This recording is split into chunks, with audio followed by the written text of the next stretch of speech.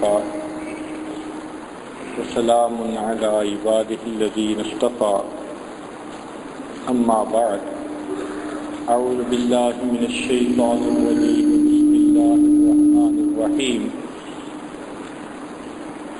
وجعلنا منهم أئمة يهدون بأمرنا لما صبروا وكانوا بآياتنا يوقنون سبحان ربك رب العزة عما يصفون وسلام على المرسلين والحمد لله رب العالمين اللهم صل على سيدنا محمد وعلى آل سيدنا محمد وبارك وسلم اللهم صل على سيدنا محمد وعلى آل سيدنا محمد وبارك وسلم اللهم صل على سيدنا محمد وعلى آل سيدنا محمد وبارك وسلم. انسان اس دنیا میں زندگی گزارتا ہے تو اسے روزمرہ کئی حالات و واقعات پیش آتے ہیں. اپنے تجربے مشاہدے کی بنیاد پر وہ چند چیزوں کو ماننا شروع کر دیتا ہے، اس پہ اس کا پکا یقین ہو جاتا ہے، وہ ان کو تھنب رول بنا لیتا ہے زندگی کا. کسی چیز کا دل میں پکا اعتماد بیٹھ جائے اس کو یقین کہتے ہیں، اس کو بلیف کہتے ہیں. یہ یقین دو طرح سے بنتا ہے، مشاہدے سے اور کسی کی اطلاع اور خبر سے. توجہ فرمائیے، مشاہدے کے بھی آگے دو حصے ہیں. ایک انسان کو خود مشاہدہ ہوتا ہے، مثلاً سانپ نے کسی کو کاٹا اور اس نے مرتے دیکھا. اب اس کو یقین ہو گیا کہ سانپ کے کاٹنے سے موت واقع ہو جاتی ہے. اب اس کو کوئی پلاسٹک کا بنا ہوا سانپ بھی دکھائے گا نہ تو یہ گھبرائے گا، کیونکہ دل میں یقین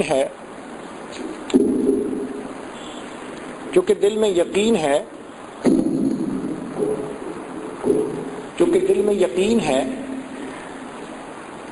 کہ اس سانپ کے کاٹنے سے میری موت واقع ہو سکتی ہے. اسی طرح کسی کو دیکھا کہ بجلی لگی، کرنٹ لگا، وہ بندہ فوت ہو گیا. اب یہ بجلی کی تار سے دور رہے گا، اس کو یقین ہو گیا کہ مجھے یہاں سے نقصان پہنچ سکتا ہے. تو یہ وہ چیزیں ہیں جو اس کے اپنے مشاہدے میں آئیں. ڈائریکٹ مشاہدہ اس کو کہتے ہیں.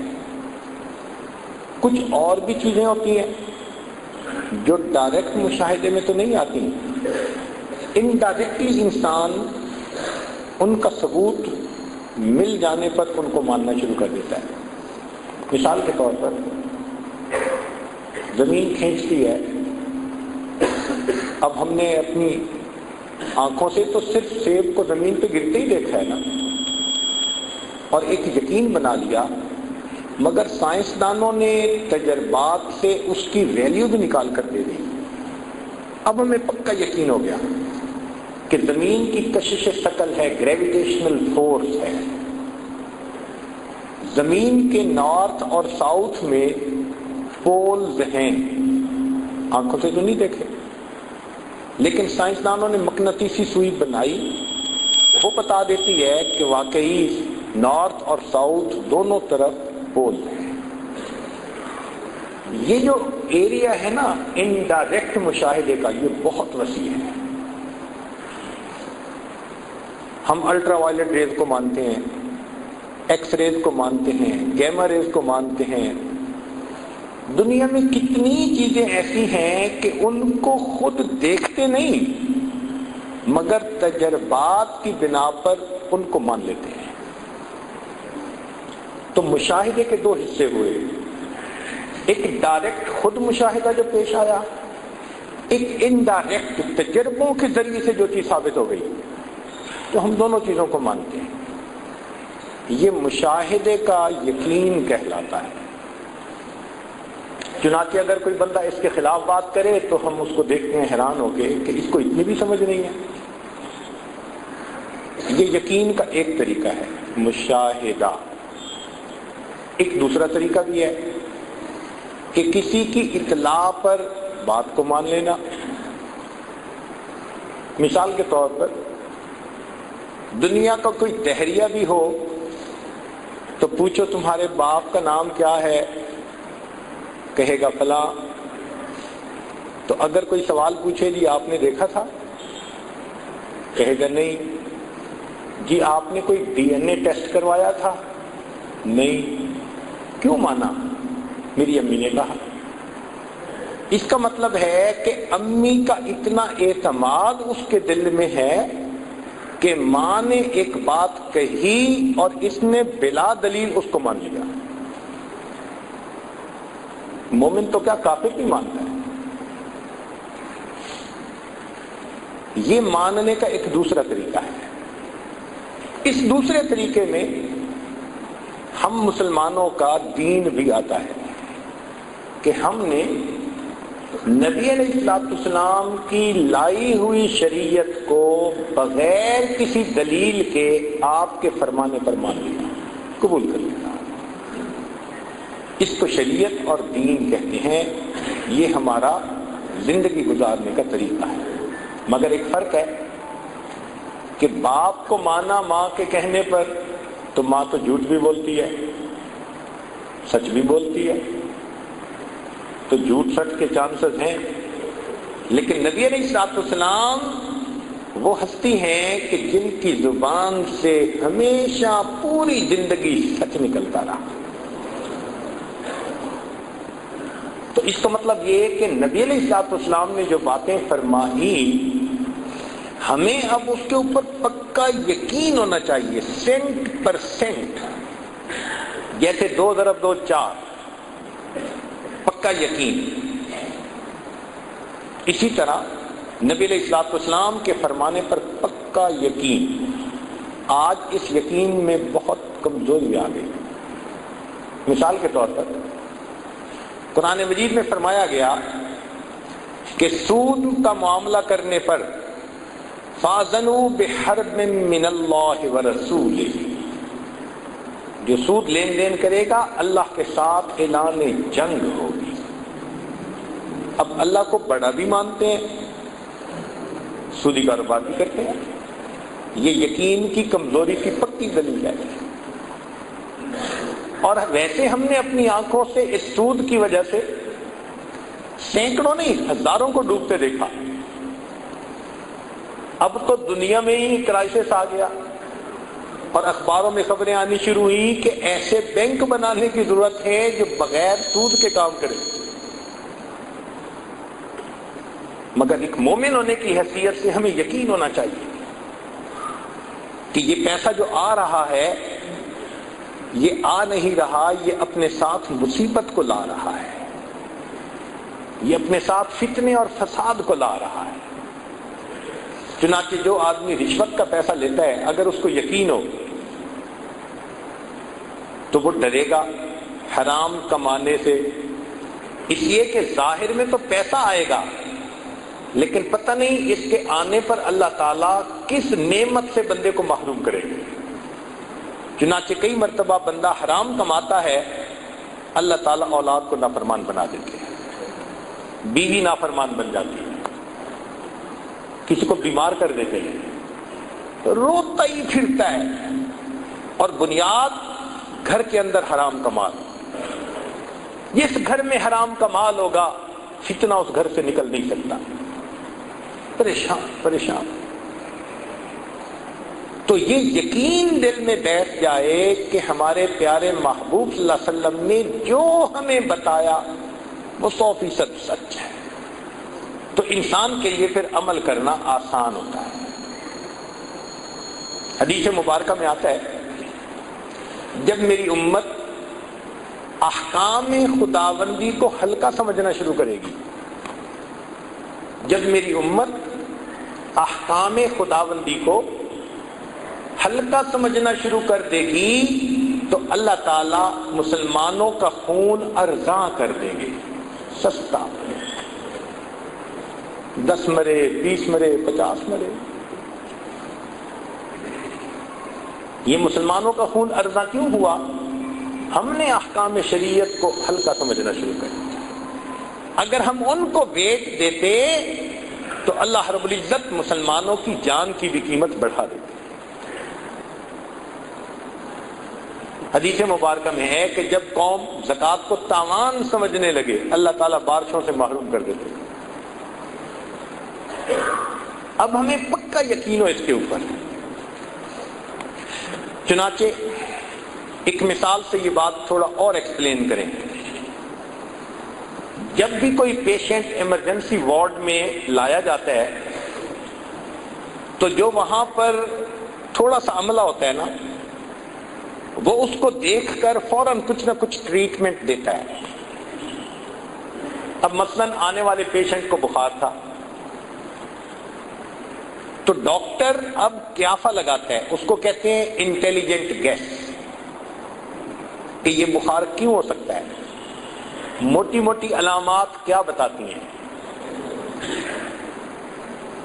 یہ بخار انفیکشن کی وجہ سے بھی ہو سکتا ہے، وائرس کی وجہ سے بھی ہو سکتا ہے، کوئی اور الرجی کی ایسی کنڈیشن ہو جائے اس سے بھی ممکن ہے، ملیریا بھی ہو سکتا ہے۔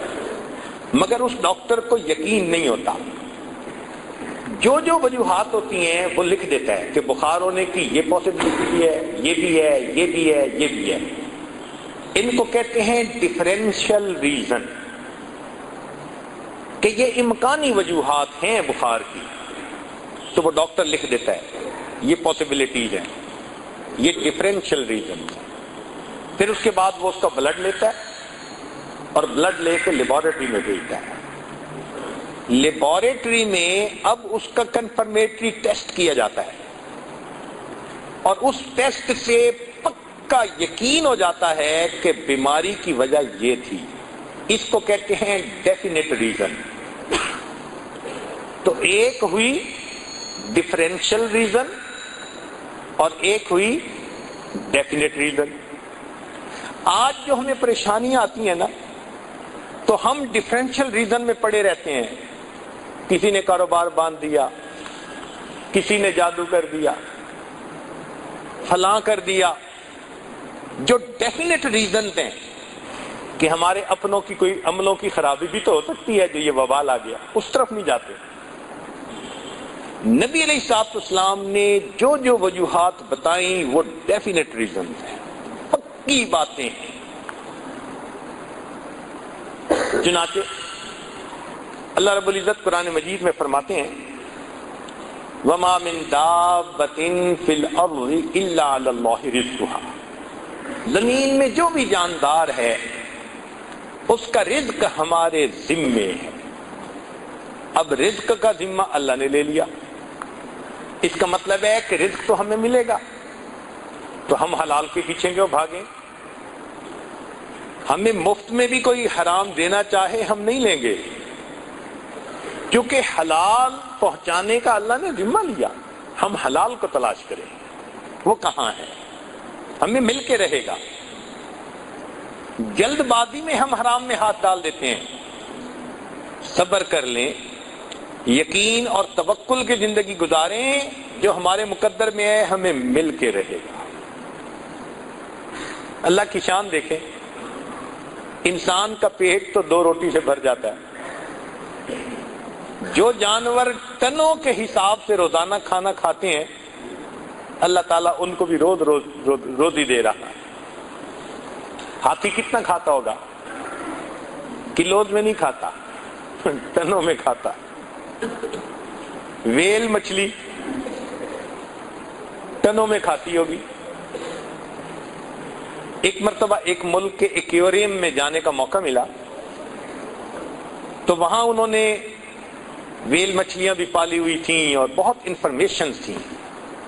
ایک جگہ لکھا ہوا تھا کہ بلو ویل جو ہے یہ اتنی بڑی ہوتی ہے کہ پر ڈے اس کا وزن 200 پاؤنڈ بڑھتا ہے۔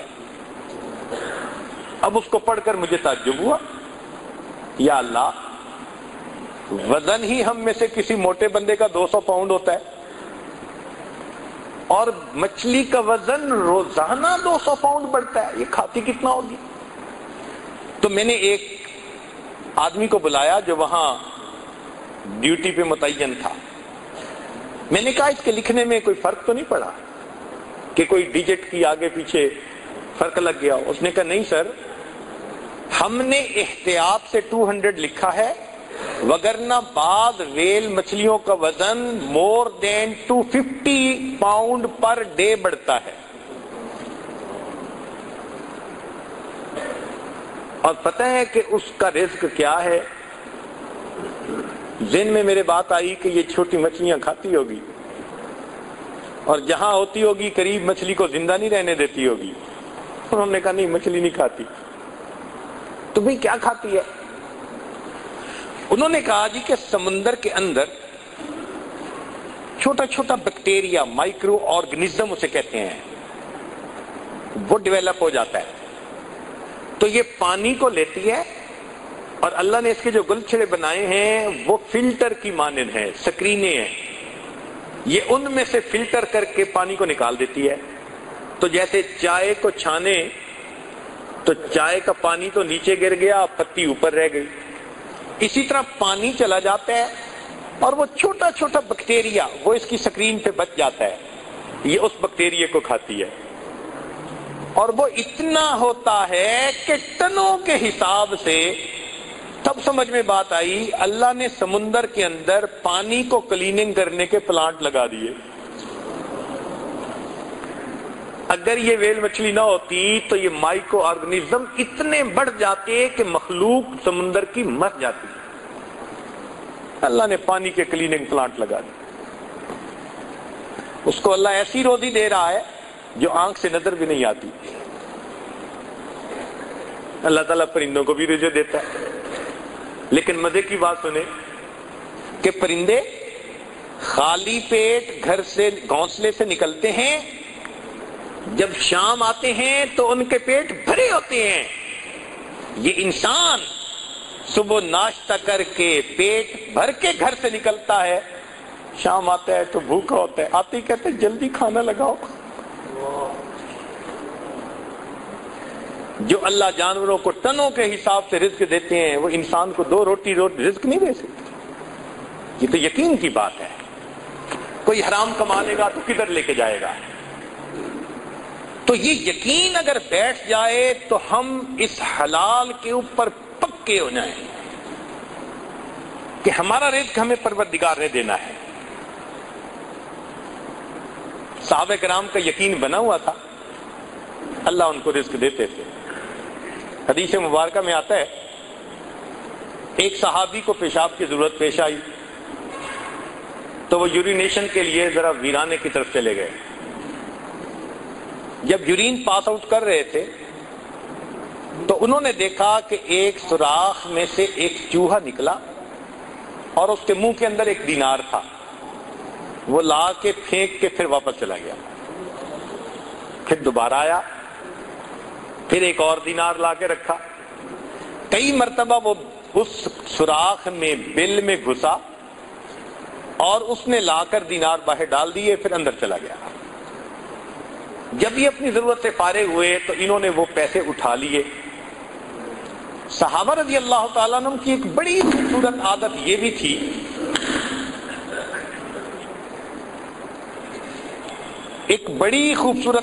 یہ بھی تھی کہ جب بھی کوئی نئی بات پیش آتی تو وہ نبی علیہ الصلوۃ والسلام سے ضرور پوچھا کرتے تھے۔ چنانچہ وہ صحابی نبی علیہ السلام کی خدمت میں حاضر ہوئے،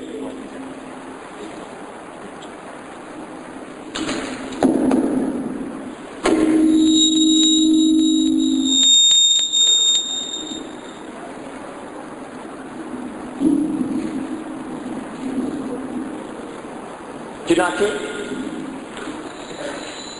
وہ صحابی ان دینار کو لے کر نبی علیہ الصلوۃ والسلام کی خدمت میں حاضر ہوئے، پوچھا اے اللہ کے پیارے حبیب صلی اللہ علیہ وسلم، میرے ساتھ یہ واقعہ پیش آیا، اب آپ بتائیے کہ یہ مال میرے لیے جائز ہے یا نہیں ہے؟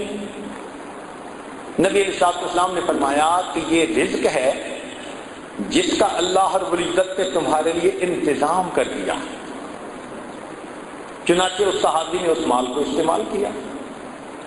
جب یہ واقعہ حدیث پاک میں پڑھتے ہیں حیران ہوتے ہیں، یا اللہ، جن کے رزق بنے ہوئے تھے، یقین بنے ہوئے تھے، ان کو آپ بلوں سے رزق دیتے تھے، اور جن بیچاروں کے یقین نہیں بنے ہوئے وہ مہینے میں جو کماتے ہیں وہ بلوں میں چلے جاتے ہیں۔ یہ بجلی کا بل، یہ انشورنس کا بل، یہ مکان کے کرائے کا بل، یہ ڈاکٹر کا بل، یہ فلاں بل، جو کماتے ہیں سب بلوں میں چلا جاتا ہے۔ اللہ، تو دل میں یقین ہو کہ رب کریم نے یہ بات اپنے ذمہ میں لے لی۔ ارشاد فرمایا وَفِي السَّمَاءِ رِزْقُكُمْ، تمہارا رزق آسمانوں میں ہے۔ بھئی اگر ہمارا رزق آسمانوں میں ہے تو کوئی دوسرا بندہ اس رزق پہ ہاتھ ڈال سکتا ہے؟ اگر وہ لے کے جا رہا ہے تو اپنا حصہ ہی لے کے جا رہا ہے، ہاں لے غلط طریقے سے جا رہا ہے۔ اگر میری جیب سے لے کے گیا، اللہ مجھے اور پہنچا دیں گے، مجھے تو ملنا ہے، مجھے تو میرے رب نے دینا ہے۔ اگر یہ یقین ہو جائے تو ہماری زندگی آسان ہو جائے۔ اس یقین کو بنانے کی، ڈیولپ کرنے کی ضرورت ہے۔ جس طرح سرکہ ڈالنے سے شہد فاسد ہو جاتا ہے، اس طرح شک کے آ جانے سے یقین فاسد ہو جاتا ہے۔ اور آج دیکھیں ہم میں سے کتنے لوگ شک میں مبتلا۔ اس لیے شریعت نے قرآن مجید کی ابتدا سے ہی ذالک الکتاب پہلے کہا لا ریب فیہ، اس میں کوئی شک نہیں، ھدی للمتقین، متقیوں کو ہدایت دی۔ شک کی جڑ ہی کاٹ کے رکھی۔ چنانچہ نبی علیہ الصلوۃ والسلام نے دعا سکھائی، اللہم انی اعوذ بک من الشک والشرک والشقاق والنفاق وسوء الاخلاق۔ شرک سے بھی پہلے شک سے پناہ مانگی۔ شک دل میں آیا، ایمان رخصت ہو گیا۔ اس لیے شک سے بہت بچنے کی ضرورت ہے۔ آج کل یہ عامل قسم کے جو لوگ ہوتے ہیں نا، عملیات کرنے والے، یہ شک ڈال دیتے ہیں، لگتا ہے جی آپ کا کاروبار کسی نے باندھ دیا، تو بس پھوپھی نے باندھا ہوگا، تائی نے باندھا ہوگا، ہمسائی نے باندھا ہوگا، لوگوں کو چھوٹا خدا بنا لیتے ہیں۔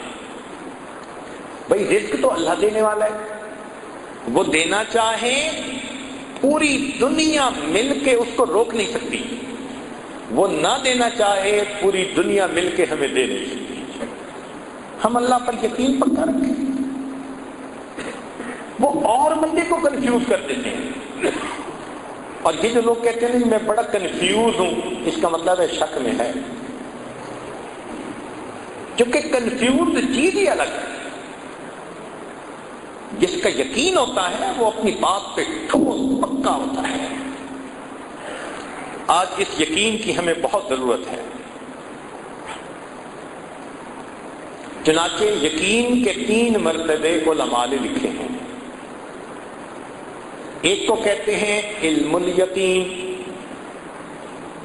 ایک کو کہتے ہیں عین الیقین، اور ایک کو کہتے ہیں حق الیقین۔ علم الیقین کا مطلب علم کی حد تک یقین ہو۔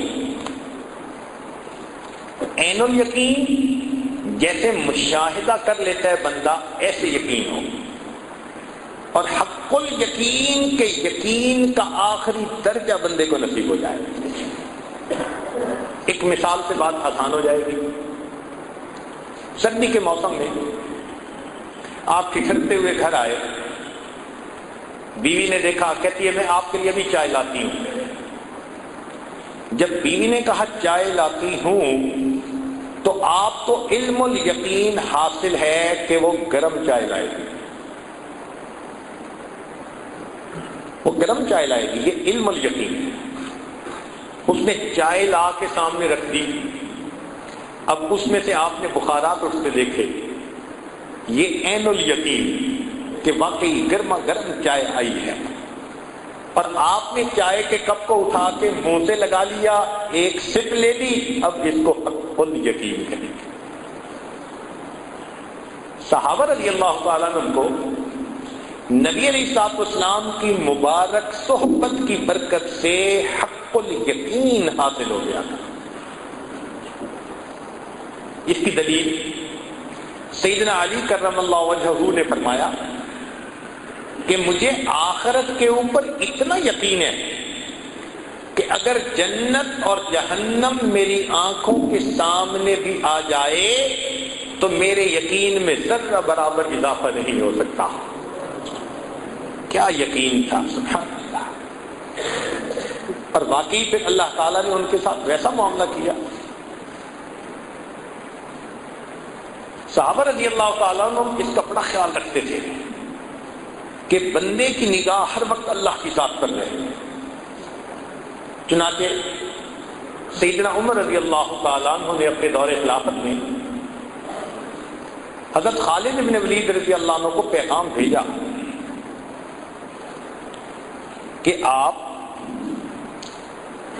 آج اپنے سپہ سالاری کے منصب سے معزول ہو گئے، اور جو پیغام لانے والے ہیں ابو عبیدہ بن جراح رضی اللہ تعالیٰ، یہ آپ کی جگہ سپہ سالار ہوں گے۔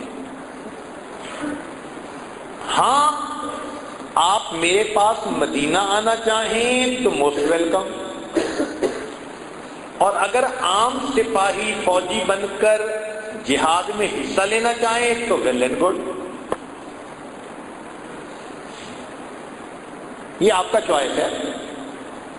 حضرت عمر رضی اللہ تعالیٰ عنہ نے جیسے برقع پڑھا اپنا چارج فوراً ہینڈ اوور کر دیا اور خود ایک عام مجاہد بن کر اللہ کے راستے میں لڑنے کا فیصلہ کر لیا۔ اب یہ بڑا عجیب سا واقعہ تھا۔ کسی نے خالد بن ولید عنہ سے پوچھا کہ آپ کو یہ پیغام ملا and with in a moment آپ نے اتنا بڑا ڈیسیژن میک کر لیا کہ جی ہاں میں ایک عام سپاہی کی طرح لڑوں گا، تو بڑا ٹف ہوتا ہے بندے کے لیے اس کو ڈائجسٹ کرنا، برداشت کرنا۔ تو آپ کو تو بڑی مشکل ہوئی ہوگی۔ ان کا بالکل نہیں۔ کا مشکل کیوں نہیں ہوئی؟ ان کا مشکل اس لیے نہیں ہوئی کہ جس اللہ رب العزت کو راضی کرنے کے لیے میں سپہ سالار بن کے لڑ رہا تھا، جب میں مجاہد بن کر لڑا پھر بھی اسی رب کو راضی کرنے کے لیے لڑ رہا تھا۔ مجھے تو کوئی ڈفرینس نہیں فیل ہوا۔ کسی نے عمر رضی اللہ تعالیٰ عنہ سے سوال کیا، ان کا حضرت آپ نے امت کو اتنے بڑے عظیم سپہ سالار سے محروم کر دیا، کوئی ایسی خاص ریزن بھی نظر نہیں آتی، مگر ان کا ٹیلنٹ، ان کا ایکسپیرینس، ان کا معاملہ فہمی، ان کا وزڈم، وہ تو ایک ایسٹ تھا نا امت کا۔ تو جب آپ نے ان کو اس منصب سے اتارا تو امت تو اس سے محروم ہو گئی۔ تو عمر رضی اللہ عنہ نے جواب دیا کہ ہاں، وجہ یہ تھی کہ خالد بن ولید جہاں جا رہے تھے فتح ہو رہی تھی، فتح ہوتی تھی، لوگوں کے دل میں یہ بات آنے لگی تھی کہ خالد بن ولید جہاں جائیں گے فتح ہوگی، توجہ ادھر جانے لگی تھی۔ میں نے فوراً ان کی جگہ دوسرا سپہ سالار بنا دیا، فتح اب بھی ہوگی، میں نے امت کو ایک سپہ سالار سے تو محروم کر دیا، امت کی توجہ اللہ سے ہٹ جائے اس عمل سے ان کو روک دیا۔ توجہ اللہ کی طرف ہی رہی۔ اللہ کی مدد سے فتح ہو رہی ہے. بندے تو اسباب ہیں. تو صحابہ رضی اللہ تعالیٰ عنہ کی بھی اس پر توجہ رہتی تھی کہ نظر سبب کی بجائے مسبب الاسباب پہ ہونی چاہیے، اللہ کی ذات پہ ہونی چاہیے. چنانچہ ایسے کرنے سے پھر انسان اعمال کے اوپر پکا ہو جاتا ہے. صحابہ رضی اللہ عنہ ایک مہم پر گئے، قلعہ فتح نہیں ہو رہا. سپہ سالار نے خط لکھا کہ جی دشواری پیش آ رہی ہے، ہم اپنا ٹارگٹ اچیو نہیں کر پا رہے. آج کے دور کا کوئی بندہ ہوتا تو وہ کچھ ٹروپس اور بھیج دیتا کہ تم تھوڑے ہو اور زیادہ ہو جاؤ، تمہیں اسلحے کی ضرورت ہے میں اور بھیج دیتا ہوں. مگر نہیں، عمر لانوں کا یقین بنا ہوا تھا. انہوں نے چند صحابہ کو بھیجا اور خط لکھا، ان کی زندگی نبی علیہ الصلوۃ والسلام کے بالکل سنت طریقے اوپر ہے. تم اپنی زندگیوں کا کمپیریزن کرو، کہیں نہ کہیں تم کسی چیز کو اگنور کر رہے ہو جس کی وجہ سے اللہ کی مدد رکی ہوئی ہے. تو نظر اعمال پر گئی اور واقعی وہی ہوا کہ انہوں نے جب دیکھا تو چونکہ میدان جنگ کی حالت تھی تو مسواک کا اہتمام نہ رہا تھا. کرتے تھے مگر جیسے پابندی ہونی چاہیے وہ نہیں تھی. ان کو فیل ہوا، ریئلائز کیا، انہوں نے مسواک کی پابندی کرنی شروع کر دی. اللہ نے اس عمل پر ان صحابہ کو فتح عطا فرما دی.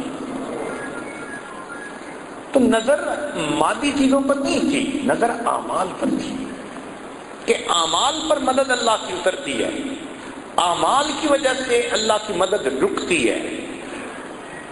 آج ہم اعمال کو دیکھتے ہی نہیں. ہم سمجھتے ہیں،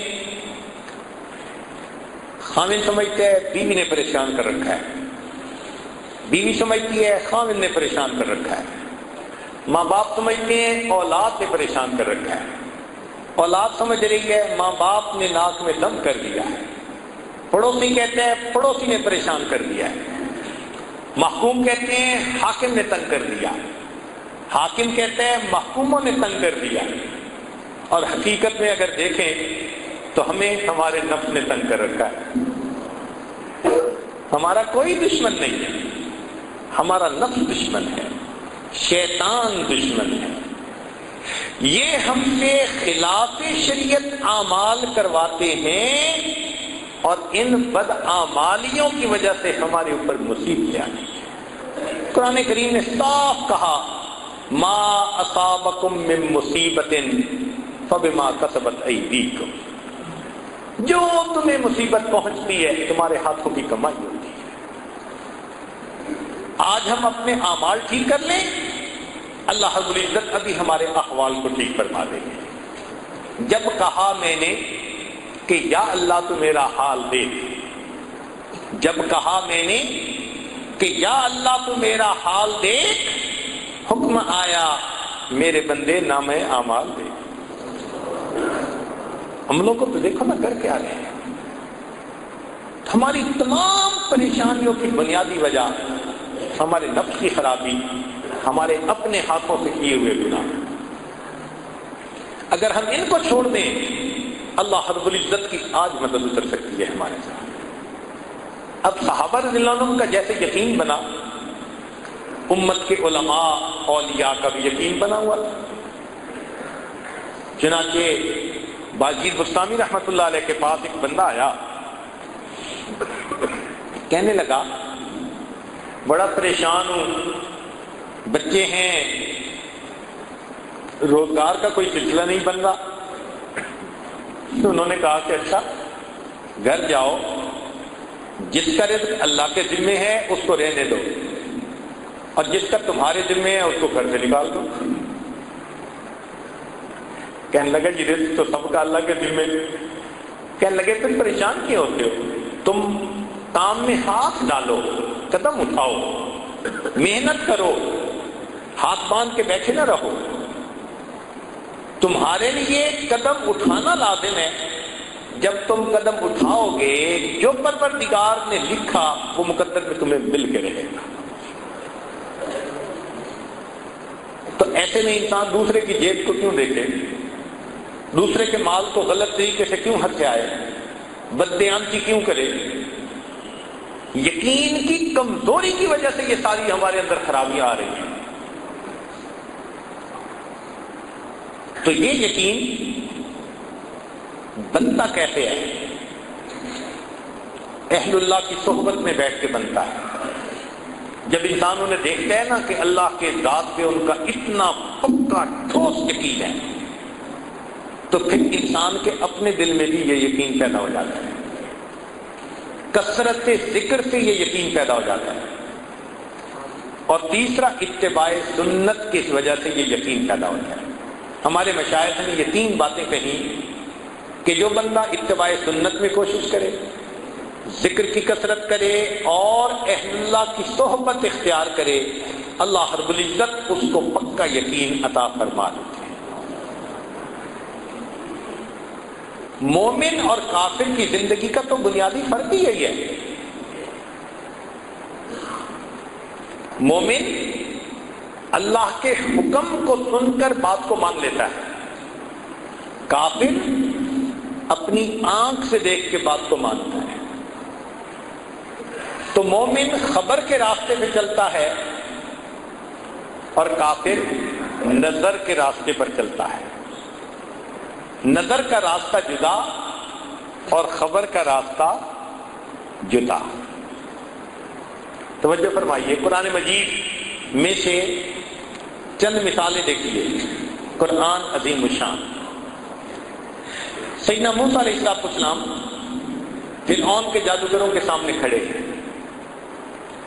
جادوگروں نے رسیاں ڈالی، یخیل الیہ من سحرہم انہا تسعی، یوں لگا جیسے سانپ ہیں اور وہ چل کے آ رہے ہیں۔ ایسے میں اگر اپنی عقل سے پوچھیں کیا کرنا چاہیے تو عقل جواب دے گی، جناب آپ کے ہاتھ میں عصا ہے، لاٹھی ہے، مضبوطی سے پکڑے اور جو سانپ قریب آئے اس سانپ کے سر پہ لاٹھی مارے۔ بچاؤ کی ایک ہی صورت ہے اور بچنے کی کوئی صورت نہیں۔ حضرت موسیٰ علیہ السلام نے اللہ تعالیٰ سے پوچھا، رب کریم مجھے کیا کرنا ہے؟ اوپر سے خبر آ رہی ہے ان الق عصاک، اپنے عصا کو زمین پر ڈال دیں۔ اب عقل چیختی ہے، چلاتی ہے، شور مچاتی ہے، یہ امید کا آخری سہارا، تم ڈنڈا بھی ہاتھ سے چھوڑ دو گے تو پھر تو تمہارے پاس ہی کچھ تھے، تم موت سے نہیں بچ سکتے۔ لیکن حضرت موسیٰ علیہ السلام اللہ کے پیغمبر تھے، انہوں نے وہ کیا جو اللہ کا حکم ہے۔ آنکھ کچھ کہہ رہی ہے، خبر کچھ کہہ رہی ہے، آپ نے خبر پر عمل کرتے ہوئے جیسے عصا کو زمین پر ڈالا، فَإِذَا هِيَ حَيَّةٌ تَسْعَىٰ، دوڑنے والا اژدہا بن گیا۔ اس اژدہا نے ان تمام سانپوں کو کھا لیا اور اللہ رب العزت نے اپنے نبی علیہ السلام کو سرخرو فرما دیا۔ تو کامیابی خبر کے اوپر ملی۔ حضرت موسیٰ علیہ السلام اپنی قوم کو لے کر دریا کے کنارے پر، آگے جانے کا راستہ نہیں، اتنے میں فرعون بھی اپنے لاؤ لشکر کو لے کر پیچھے سے پہنچ گیا۔ جب فرعون کو آتے دیکھا، قال اصحاب موسیٰ انا لمدرکون، کہا موسیٰ علیہ السلام کے صحابہ نے اب تو ہم دھر لیے گئے، اب بچنے کی کوئی صورت نہیں۔ تو ایک یقین بھری آواز اٹھی، موسیٰ علیہ السلام نے فرمایا کلا، ہرگز نہیں، ان معی ربی سیہدی، میرا پروردگار میرے ساتھ ہے، ضرور میری رہنمائی فرمائے گا۔ اب ایسے وقت میں عقل سے پوچھے کیا کرنا چاہیے؟ عقل کہے گی تمہارے پاس تو ہتھیار بھی نہیں، ایک ڈنڈا ہے، اور پھر آگے پانی کا دریا اور پیچھے انسانوں کا دریا، تم سینڈوچ بن گئے درمیان میں، نکلنے کی صورت کوئی نہیں، مقابلہ ہی کرنا پڑے گا۔ کیسے کریں؟ اس ڈنڈے سے مقابلہ کرو۔ کیا کروں کہ جب فرعون آئے تو بس اس سے لڑنا، کوشش کرنا کہ اسے مارو۔ حضرت موسیٰ علیہ السلام اللہ تعالیٰ کی طرف متوجہ ہوتے ہیں، پروردگار عالم مجھے کیا کرنا ہے؟ اوپر سے خبر آتی ہے ان اضرب بعصاک البحر، پانی پہ ڈنڈا ماریے۔ عقل چیختی ہے، چلاتی ہے، شور مچاتی ہے، پانی پہ لاٹھی مارنے سے کیا بن جائے گا؟ مارنا ہے تو صبر کرو، فرعون کے سر پہ لاٹھی مارو۔ لیکن حضرت موسیٰ علیہ السلام اللہ کے حکم پر عمل کرتے ہیں۔ جیسے ہی لاٹھی ماری، اللہ رب العزت نے دریا میں 12 راستے بنا دیے اور موسیٰ علیہ السلام کی قوم کو اس میں سے سرخرو فرما دیا۔ تو کامیابی خبر کے راستے پر ملی، نظر کے راستے پر نہیں۔ حضرت موسیٰ علیہ السلام اپنی قوم کو لے کے ایک وادی میں پہنچے جہاں کئی سال رہے، وہاں پانی کی شارٹیج تھی، لوگ آ گئے، حضرت پینے کو پانی چاہیے، جینے کو پانی چاہیے، بھئی پانی کیسے انتظام کریں؟ عقل استعمال کریے، پوچھیے عقل سے کیا کروں؟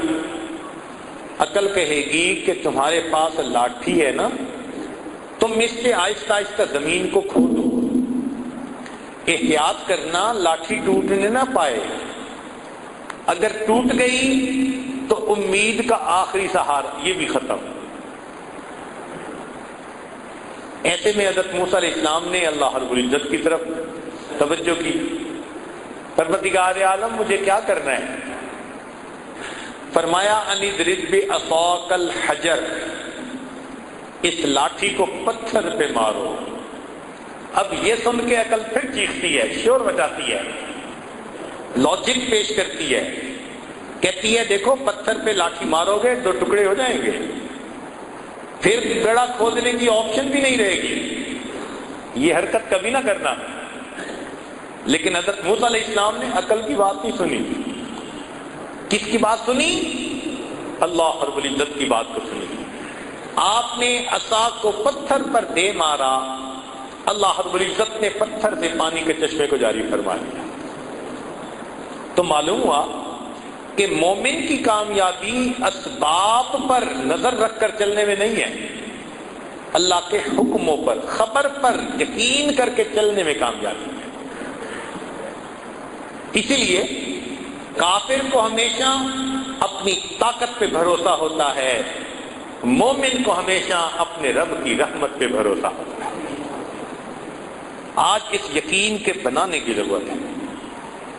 یہ ہمارا یقین کیوں کمزور ہوا؟ حالات کی وجہ سے۔ ہم ارد گرد اسباب کے ساتھ زندگی گزارتے لوگوں کو دیکھتے ہیں تو ہمارا بھی یقین ویسے ہی بن جاتا ہے۔ اس لیے ہمارے بھائی کہتے ہیں نا کہ اللہ کے راستے میں نکلو یقین بنے گا، کیونکہ گھر سے انسان نکلتا ہے، نیک ماحول میں رہتا ہے تو پھر اس کا یقین مضبوط ہوتا ہے، 100% پکی بات ہے۔ قرآن عظیم الشان میں سے اس کی ایک مثال، امید ہے دل کے کانوں سے آپ سنیں گے، توجہ فرمائیے۔ بی بی مریم اللہ کی نیک بندی، بیت المقدس کے اندر اعتکاف کی حالت میں ہیں، اللہ کی عبادت میں زندگی گزار رہی ہیں۔ حضرت زکریا علیہ السلام ان کے کفیل ہیں، سرپرست ہیں۔ ایک مرتبہ زکریا علیہ السلام کو کسی کام میں وقت زیادہ لگ گیا، فیلنگ یہ تھی کہ پیچھے کھانے پینے کی چیزیں شاید ختم ہو گئی ہوں گی، تو حضرت زکریا علیہ السلام ذرا جلدی آئے۔ کلما دخل علیہا زکریا المحراب وجد عندها رزقا، جب زکریا علیہ السلام محراب میں داخل ہوئے دیکھا کہ بی بی مریم کے پاس تو بے موسم کے پھل رزق موجود ہے. قال یا مریم انا لک ھذا، چونکہ خلاف معمول بات تھی تو پوچھا مریم یہ کہاں سے آیا؟ مریم کی اللہ سے لو لگی ہوئی تھی، اور اس کی لو لگنے پر اللہ نے اسے بے موسم کے پھل عطا کر دیے تھے. تو بی بی مریم نے فوراً جواب دیا قالت هو من عند اللہ، یہ اللہ کی طرف سے ہے. ان اللہ یرزق من یشاء بغیر حساب، اللہ جس کو چاہتے ہے بغیر حساب عطا فرما دیتا ہے. سبحان اللہ. بی بی مریم کا یقین دیکھو کیسا بنا، بے موسم کے پھل کھا رہی ہے. پھر ایک ایسا وقت بھی آیا کہ بی بی مریم کو گھر کی زندگی گزارنی پڑی. اب گھر میں جب انسان دوسروں کے ساتھ رہتا ہے تو ماحول کا اثر ہوتا ہے. چنانچہ ایک مرتبہ بی بی مریم نے نہانے کا ارادہ کیا. اللہ تعالیٰ قرآن عظیم الشان میں ارشاد فرماتے ہیں وَاذْكُرْ فِي الْكِتَابِ مریم اذ انتبذت من اهلها مکانا شرقیا فاتخذت من دونهم حجابا، پردہ ڈال دیا. فارسلنا الیہا روحنا، اللہ تعالیٰ فرماتے ہیں ہم نے جبریل علیہ السلام کو بھیجا. فتمثل لها بشرا سویا، ایک بھرپور مرد نوجوان کی شکل میں جبریل علیہ السلام سامنے آ گئے. اب بی بی مریم آج کے دور کی بگڑی ہوئی بیگم تو تھی نہیں کہ غیر محرم کو دیکھ کر مسکراتی، تو پاک دامن تھی. جب اس نے ایک مرد کو دیکھا کہنے لگی قالت انی اعوذ بالرحمن منک ان کنت تقیا، میں رحمان کی پناہ مانگتی اگر تیرے دل کے اندر تقوی ہے. جبریل علیہ السلام سمجھ گئے کہ بی بی مریم گھبرا گئی. فرمانے لگے انما انا رسول ربی، میں تیرے رب کا بھیجا ہوا نمائندہ ہوں. لِأَهَبَ لَكِ غُلَامًا زَكِيًّا، تاکہ تجھے نیک بیٹا ملے. اب اس بات نے بی بی مریم کو اور پریشان کر دیا. بی بی مریم جانتی تھی کہ بیٹا ہونے کے دو اسباب ہوتے ہیں، یا عورت نکاح کرے یا عورت بدکار ہو اور زنا کرے. یہ دو سبب ہیں اولاد ہونے کے، اور وہ جانتی تھی کہ میری زندگی میں دونوں نہیں. تو پوچھنے لگی انا یکون لی غلام، میرا بیٹا کیسے ہو سکتا ہے؟ ولم یمسسنی بشر، نہ میں نے کیا نکاح. ولم اکو بغیہ، نہ میں نے کیا زنا، میرا بیٹا کیسے ہو سکتا ہے؟ اس پر جبریل السلام نے فرمایا قال ربک هو علی حی، کہ رب کریم نے فرمایا کہ یہ بیٹا تجھے پروردگار نے دینا ہے، کسی زلفوں والی سرکار نے نہیں دینا. اب وہ بی بی مریم جو بے موسم کے پھل کھاتی تھی، اب وہ بھی اسباب کے تحت سوچنے لگ گئی نا کہ میرا بچہ کیسے ہو سکتا. یہ حالات کا اثر ہوتا ہے بندے کے اوپر. ہم چونکہ روز وہی گھر، وہی دفتر، وہی فیکٹری، وہی بزنس، ہمارا بھی اسباب ہی کے اوپر ذہن چلا جاتا ہے. اب اپنے یقین کو مضبوط کرنے کے لیے ہمیں وقتاً فوقتاً نکلنا چاہیے. اللہ کے راستے میں نکلیں، اہل اللہ کی صحبت میں جائیں تاکہ ہمارا یقین فریش ہو جائے. یوں سمجھیں کہ جیسے سیل فون کی بیٹری یوز کرنے سے ختم ہوتی جاتی ہے تو کچھ عرصے کے بعد چارجر سے لگانی پڑتی ہے. یہ یقین کا معاملہ بھی ایسا. تھوڑا عرصہ انسان اسی اسباب کی دنیا میں رہے تو سوچ بھی ویسی. تو اس کو ریفریش کرنے کے لیے، اس کو ریچارج کرنے کے لیے نیک محفلوں میں، چاہے وہ کسی اللہ والے کی ہو یا چاہے اللہ کے راستے میں نکل کے نیک محفلوں میں، مسجدوں میں وقت گزارے، تو یقین بنتا ہے. یہ کام ہم میں سے ہر ایک کو کرنا ہے. یہ نہیں کہ ہم نہیں کریں گے تو یقین بنا رہے گا، یقین نہیں بنتا. اور یہ عجیب بات ہے کہ اگر انسان کا یقین بن جائے تو اللہ تعالی عزت ان نقشوں سے نکال دیتے ہیں جو بے عزتی کے ہوتے ہیں، ناکامی کے نقشوں میں سے کامیابی نکال دیتے ہیں۔ یقین بنا ہوا تھا، یہ انسان پہ منحصر ہے۔ اصول کیا ہے؟ اصول شریعت نے یہ بتا دیا، حدیث قدسی نبی علیہ السلام نے فرمایا انا عند ظن عبدی بی، میں بندے کے ساتھ اس کے گمان کے مطابق معاملہ کرتا ہوں۔ تو جب اللہ سے نیک گمان، پکا یقین، تو اللہ ویسا معاملہ کر دیتے ہیں، اور جب ادھر ادھر نظر ہوتی ہے تو معاملہ بھی ویسے۔ اب طلباء کے لیے ایک علمی نکتہ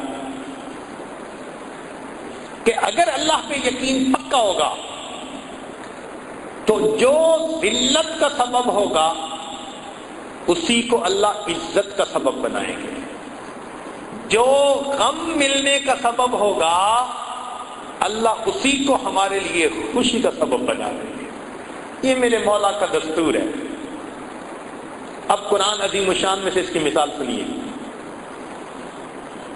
حضرت موسیٰ علیہ السلام کی والدہ نے اپنے بیٹے کو دریا میں ڈالا، دل غمزدہ ہوا، ماں تھی، اب دل کو غم ملا تو اس کا سبب کیا تھا؟ پانی بنا، پانی میں بیٹے کو ڈالا تو ظاہر سبب پانی بن رہا ہے، لیکن آنکھ بند کر کے اس نے اللہ پہ اعتماد کیا تو جو سبب غم کا بنا تھا اللہ تعالیٰ نے اسی کو خوشی کا سبب بنایا۔ فرعون کو موت، زمین پھٹتی اور قارون کی طرح یہ بھی دھس جاتا، اس طرح بھی آ سکتی تھی، کسی بیماری سے بھی آ سکتی تھی، کوئی اللہ بلا مسلط کر دیتے جو اس کو کاٹ کے ٹکڑے کر دیتی، یہ بھی ہو سکتا تھا۔ نہیں، اللہ نے فرعون کو کہاں ڈبویا؟ پانی۔ پانی میں ڈبونے میں حکمت کیا؟ مفسرین نے نکتہ لکھا کہ موسیٰ علیہ السلام کی والدہ کو پانی میں اپنا بیٹا ڈالنے کی وجہ سے غم کا سبب یہ بنا تھا، مگر اس نے اللہ پہ یقین کیا، اللہ نے اسی پانی کو اس کے لیے خوشی کا سبب بنا دیا، فرعون کو پانی میں ڈبو کے دکھا دیا۔ ایک دوسری مثال، سیدنا یعقوب علیہ السلام کے پاس بیٹے آئے، وَجَاءُوا أَبَاهُمْ عِشَاءً يَبْكُونَ، روتے دھوتے مکر کرونا، کہنے لگے جی کہ ہمارے بھائی یوسف کو فَأَكَلَهُ الذِّئْبُ، بھیڑیے نے کھا لیا۔ وَجَاءُوا عَلَىٰ قَمِيصِهِ بِدَمٍ كَذِبٍ، قمیص کے اوپر خون لگا ہوا تھا جھوٹ موٹ کا، وہ انہوں نے دکھا دیا۔ یعقوب علیہ السلام سمجھ تو گئے کہ معاملہ کچھ اور ہے، لیکن دل پہ صدمہ ہوا کہ بیٹا جدا ہو گیا۔ اب اس صدمے کا سبب کیا بنا؟ قمیص بنا۔ جب خون آلود قمیص دیکھا تو دل پہ چوٹ لگی، سبب قمیص بن رہا ہے۔ خیر بیٹے کی یاد میں روتے رہے، حتیٰ کہ بینائی بھی چلی گئی۔ To cut the story short, ایک وقت آیا کہ جب بھائیوں کو حضرت یوسف علیہ السلام نے بتا دیا، بات کھل گئی، بھائیوں نے معافی مانگی، یوسف علیہ السلام نے معاف کر دیا۔ پوچھا کیا حال ابو کا؟ انہوں نے کہا جی آپ کی یاد میں رو رو کے تو اس کی بینائی چلی گئی۔ اب یوسف علیہ السلام کہہ سکتے تھے کہ اچھا میں دعا کرتا ہوں اللہ میرے والد کی بینائی واپس لوٹا دے، ایسا پاسبل تھا، کوئی دوائی بھیج دیتے کہ ابو کو کہیں استعمال کریں بینائی واپس آ جائے گی، نہیں۔ یوسف علیہ السلام نے جواب میں کیا فرمایا؟ اذهبوا بقمیصی، میری قمیص کو لے کے جاؤ، یہ والد کے چہرے پہ لگاؤ، فرتد بصیرا، اللہ قمیص کی وجہ سے بینائی عطا فرما دیں گے۔ کیوں؟ غم کا سبب قمیص بن رہی تھی، اللہ پہ توکل رکھی، یقین رکھا، ایک وقت آیا اللہ نے اسی قمیض کو بنائی لوٹنے کا سبب بنا دیا۔ یہ مومن کا یقین ہوتا ہے، ٹھوس یقین ہوتا ہے اللہ کی ذات پہ، اور جیسا یقین ہوتا ہے پھر اللہ تعالیٰ اس کے ساتھ ویسا ہی فرماتے ہیں۔ طلباء کے لیے ایک اور علمی نکتہ کہ اللہ رب العزت کے ہاں ایک دستور ہے، جزاء من جنس العمل، جزاء من جنس العمل، جیسا عمل ویسی جزا۔ ہم اپنی زبان میں کہہ سکتے ہیں جیسی کرنی ویسی بھرنی، جیسی کرنی ویسی بھرنی۔ اب ذرا اس کی مثالیں قرآن عظیم الشان میں سے۔ تہجد پڑھنے والے لوگ جب تہجد پڑھتے ہیں تو ان کا یہ عمل اللہ کو بڑا اچھا لگتا ہے۔ اللہ تعالیٰ قرآن مجید میں فرماتے ہیں فَلَا تَعْلَمُ نَفْسٌ مَّا أُخْفِيَ لَهُم مِّن قُرَّةِ أَعْيُنٍ، کوئی جی نہیں جانتا ان کی آنکھوں کی ٹھنڈک کے لیے ہم نے کیا تیار کر رکھا ہے۔ یہاں طالب علم کے ذہن میں ایک بات آتی ہے کہ اللہ تعالیٰ نے یوں کیوں نہیں فرمایا ان کے دلوں کے سکون کے لیے ہم نے کیا تیار کر رکھا، ان کے دلوں کی خوشی کے لیے ہم نے کیا تیار کر رکھا، فرمایا ان کی آنکھوں کی ٹھنڈک کے لیے۔ تو مفسرین نے اس کا جواب لکھا کہ وجہ یہ ہے تہجد جو بندہ پڑھتا ہے رات کو کم سونے کی وجہ سے آنکھیں نیند سے بوجھل ہوتی ہیں، نیند سے بوجھل ہوتی ہیں، نیند کو ترس رہی ہوتی ہیں، چونکہ عمل یہ تھا کہ آنکھیں نیند کو ترس رہی تھی۔ رب کریم نے فرمایا میرے بندو تہجد پڑھنے پر دنیا میں تمہاری آنکھیں نیند کو ترسیں گی، میں جنت میں تمہیں وہ نعمتیں دوں گا جو تمہاری آنکھوں کی ٹھنڈک بن جائے۔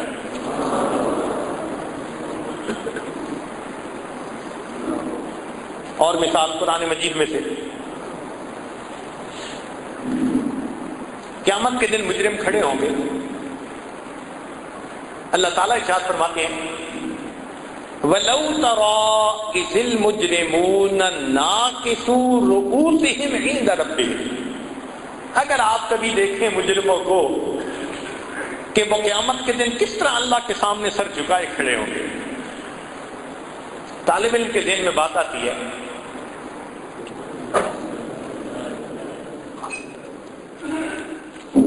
طالب علم کے ذہن میں بات آتی ہے کہ یہ نہیں کہا گیا کہ مجرم پریشان کھڑے ہوں گے، مجرم دہشت کی کیفیت میں کھڑے ہوں گے، نہیں، فرمایا اللہ کے سامنے کھڑے ہوں گے سر جھکے ہوئے ہوں گے۔ تو مفسرین نے اس کا جواب دیا کہ اصل وجہ یہ تھی یہ وہ لوگ تھے جنہوں نے اللہ کے حکموں کے سامنے سرتابی کی تھی، حکم ماننے سے انکار کیا تھا، اللہ کے حکموں کے آگے سر نہیں جھکایا تھا، کیونکہ گناہ ایسا تھا۔ اب اللہ تعالیٰ قیامت کے دن اس طرح کھڑا کریں گے، شرم کی وجہ سے اللہ کے سامنے سر جھکے ہوئے ہوں گے، جیسا عمل ویسی جزا۔ اور مثال دیکھیے قرآن مجید میں یہود کا تذکرہ ہے کہ اللہ رب العزت نے ان کو فرمایا قُلْنَا لَهُمْ كُونُوا قِرَدَةً خَاسِئِينَ، ہو جاؤ پھٹکارے ہوئے بندر۔ اللہ نے قوم یہود کی شکلوں کو مسخ کر دیا۔ اب یہاں طالب علم سوچتا ہے کہ بھائی ان پر کوئی اور عذاب آ جاتا، زمین میں ان کو اتار دیا جاتا، آسمان سے کڑک ان کے اوپر آتی اور ان کو ختم کر دیا جاتا، مگر نہیں، اللہ تعالیٰ نے ان کو جان سے نہیں مارا، شکلیں مسخ کر دی۔ مفسرین نے جواب دیا کہ اصل وجہ یہ تھی، حکم ملا تھا کہ تم ہفتہ کے دن مچھلیاں مت پکڑو، اور وہ ہفتہ کے دن آتی بہت تھی، تو انہوں نے ہیلا کیا، چھوٹے چھوٹے پانی کے پونڈ بنا لیے اور ہفتے کے دن دریا کی مچھلیاں وہاں پہنچا دیتے تھے اور باقی دنوں میں پکڑ لیتے تھے۔ اب اپنے ذوق میں انہوں نے عقل مندی دکھائی، مگر حکم خدا کو تو مسخ کیا نا۔ چونکہ انہوں نے حکم خداوندی کو مسخ کیا تھا، اللہ تعالیٰ نے عذاب بھی دیا، جواب میں ان کی شکلوں کو مسخ کروا دیا۔ جیسی کرنی ویسی جزا من جنس العمل۔ ایک اور عجیب مثال قرآن مجید میں سے، حضرت یوسف علیہ السلام پر بہتان لگا، زلیخا نے ان پر بہتان لگایا کہ انہوں نے مجھے برائی کی طرف دعوت دی، اور اس کے جواب میں ایک بچے نے گواہی دی، وَشَهِدَ شَاهِدٌ مِّنْ أَهْلِهَا، اور اس نے چند لفظوں میں بات سمیٹی کہ قمیص آگے سے پھٹا تو یوسف علیہ السلام کا قصور، قمیص پیچھے سے پھٹا تو زلیخا کا قصور۔ دو لفظی بات کر کے کام سمیٹ لیا، پتہ چل گیا کہ قصور کس کا تھا۔ اب ذرا توجہ فرمائیے، بی بی مریم پر بھی بہتان لگا، مگر بی بی مریم کی گواہی کس نے دی؟ ان کے بیٹے نے، حضرت عیسیٰ علیہ السلام نے۔ اور گواہی ایسے تو نہیں دی کہ دو لفظوں میں گواہی دی ہو، حضرت عیسیٰ علیہ السلام نے تو آگے سے لمبا بیان شروع کر دیا، ایسے لگتا ہے تقریر ہی شروع کر دی۔ تو مفسرین نے فرق لکھا کہ وہاں بہتان لگانے والی ایک عورت تھی، گواہ نے دو فکروں میں بات سمیٹ دی، یہاں بہتان لگانے والی پوری قوم تھی۔ قوم نے کہا تھا یا مریم لقد جئت شیئا فریا، چونکہ قوم پوری بہتان لگانے والی تھی تو اللہ تعالیٰ نے بھی پھر بیٹے سے گواہی ایسی دلوائی جیسے مجمع کے سامنے کوئی تقریر کرتا ہے۔ کیا فرمایا عیسیٰ علیہ السلام نے؟ قال انی عبد اللہ آتانی الکتاب وجعلنی نبیا وجعلنی مبارکا اینما کنت واوصانی بالصلاۃ والزکاۃ ما دمت حیا وبرا بوالدتی ولم یجعلنی جبارا شقیا۔ اللہ دیکھیں حضرت عیسیٰ علیہ السلام بات فرما رہے ہیں، قوم تھی نا پوری، تو جیسا قوم کا عمل اللہ نے گواہی کی اسی ترتیب کی عطا فرمائی۔ ایک اور مثال، بنی اسرائیل کے ہاں دستور یہ تھا کہ جب کوئی بندہ کبیرہ گناہ کر بیٹھتا تو اسے توبہ کرنی ہوتی تھی۔ توبہ کیسے کریں؟ اللہ تعالیٰ نے فرمایا کہ تم سارے کے سارے توبہ کرنے والے باہر نکلو، ہم آسمان سے بادل بھیجیں گے، اندھیرا کر دیں گے۔ فَاقْتُلُوا أَنفُسَكُمْ، تم اپنے جسم پر چھریاں چلاؤ، خون نکال کے دکھاؤ، تب تمہاری توبہ کو قبول کریں گے۔ بڑی حیرانی ہوتی ہے کہ توبہ کی قبولیت کے لیے جسم پہ چھریاں چلانی ضروری، اور ادھر امت محمدیہ کا مسئلہ، توبہ کرنی ہو تو توبہ کے لیے کچھ بھی نہیں کرنا پڑتا، فقط دل میں انسان نادم شرمندہ ہو۔ نبی علیہ السلام نے فرمایا الندم توبۃ، دل کی ندامت یہی توبہ ہے۔ ادھر چھریاں مروائی، ادھر دل کی ندامت کو قبول کر لیا۔ تو طالب علم کے ذہن میں ایک سوال پیدا ہوتا ہے، آخر اس فرق میں کیا حکمت؟ تو مفسرین نے جواب دیا، اللہ ان کو جزائے خیر عطا فرمائے، قرآن مجید کے ایک ایک نقطے کو کھول کھول کے بیان کر دیا۔ انہوں نے فرمایا دیکھو،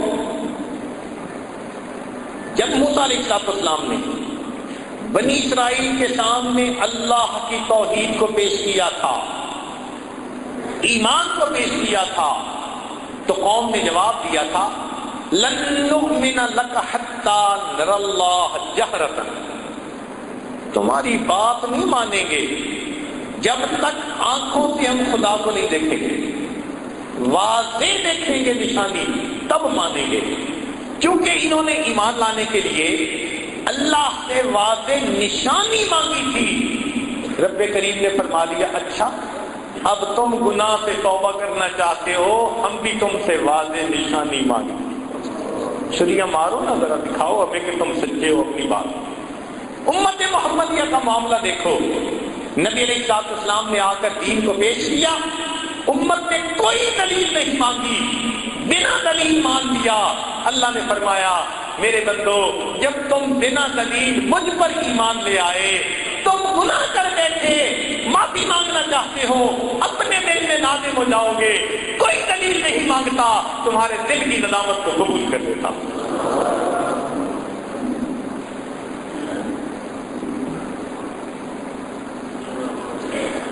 ایک اور مثال، چلیں بات کو پھر سمیٹتے ہیں۔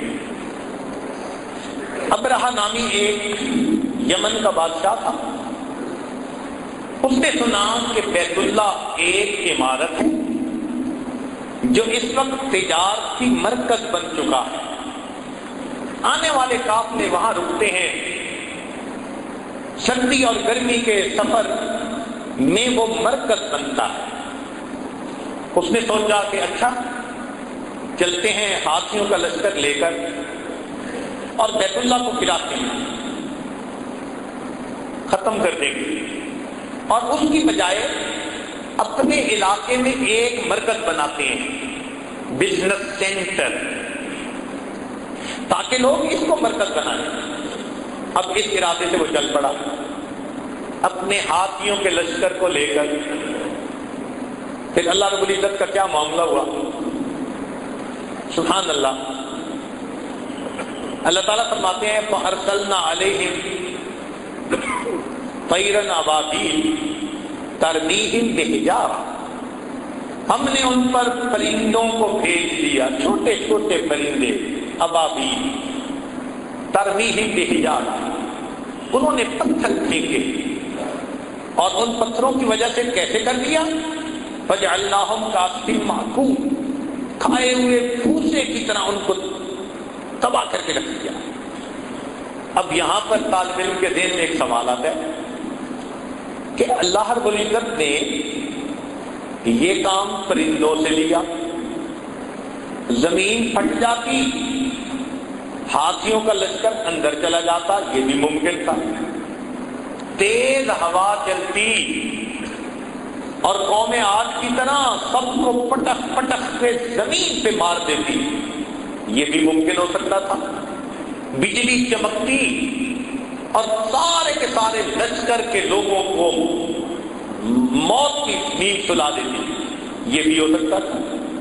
اللہ تعالیٰ نے ان میں سے کچھ نہیں کیا، کیا فرمایا، فَأَرْسَلْنَا عَلَيْهِمْ طَيْرًا أَبَابِيلَ، چھوٹے چھوٹے پرندے بھیجے، ان پرندوں نے پتھر پھینکے اور انہوں نے ان کو کھائے ہوئے بھوسے کی طرح بنا دیا۔ اب اس کا مفسرین نے عجیب جواب لکھا، بعض نے تو جواب یہ لکھا، اور وہ بڑا صحیح جواب ہے، کہ ابرہہ جانوروں میں سے بڑے مضبوط جانور کو لے کر آیا تھا اللہ کا گھر گرانے کے لیے، تو اللہ نے جانداروں میں سے ایک نازک سی جان چڑیا اس کو مقابلے میں لائے کہ اچھا تمہارے اتنے مضبوط جانوروں کو ہم اتنے نازک جان پرندے سے مروا کے دکھا دیں، یہ بھی ثواب بالکل ٹھیک ہے۔ مگر محققین نے ایک اور بات لکھی اور عجیب بات لکھی، عجیب نقطہ علمی لکھا۔ فرماتے ہیں کہ اللہ کے ہاں دستور جزاء من جنس العمل ہے، لہذا ابرہہ اپنے گھر سے چلا تھا کس نیت کو لے کر کہ عزت والے گھر کو مٹا دوں گا اور جس کی کوئی عزت نہیں اس گھر کو بزنس سینٹر میں بنا دوں گا۔ ترتیب بدلنے چلا تھا، عزت والے گھر کو مٹا دو اور جس کی کوئی حیثیت نہیں اس کو عزت والا بنا دو۔ تو یہ خدا کی ترتیب کو مٹانے چلا تھا، بدلنے چلا تھا۔ اللہ نے بھی معاملہ ایسا کیا، اب رہا میری بنائی ہوئی ترتیب کو بدلنے آئے ہو، چلو دنیا کی ترتیب یہ ہے، انسان شکاری ہوتا ہے، پرندہ شکار بنتا ہے، یہ روزمرہ کی ترتیب ہے۔ آج میں بھی ترتیب بدل دیتا ہوں، میرے پرندے آج صیاد بنیں گے، تم ان کے شکار بنو گے، آج وہ پتھر ملیں گے۔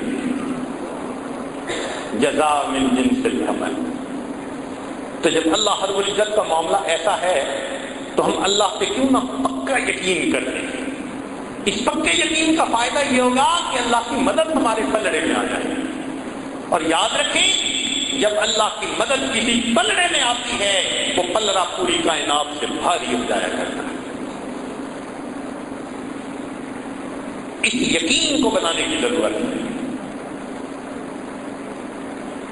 ہمارے اکابر کا یقین بنا ہوا تھا۔ حضرت اقدس نانوتوی رحمۃ اللہ علیہ، انہوں نے جب دارالعلوم دیوبند کی ابتدا کی تو اصول حج تکانہ بنائے، 8 اصول دارالعلوم کو چلانے کے لیے۔ ان میں سے ایک اصول یہ تھا کہ دارالعلوم کے لیے مستقل آمدنی کا کوئی ذریعہ قبول نہیں کیا جائے گا۔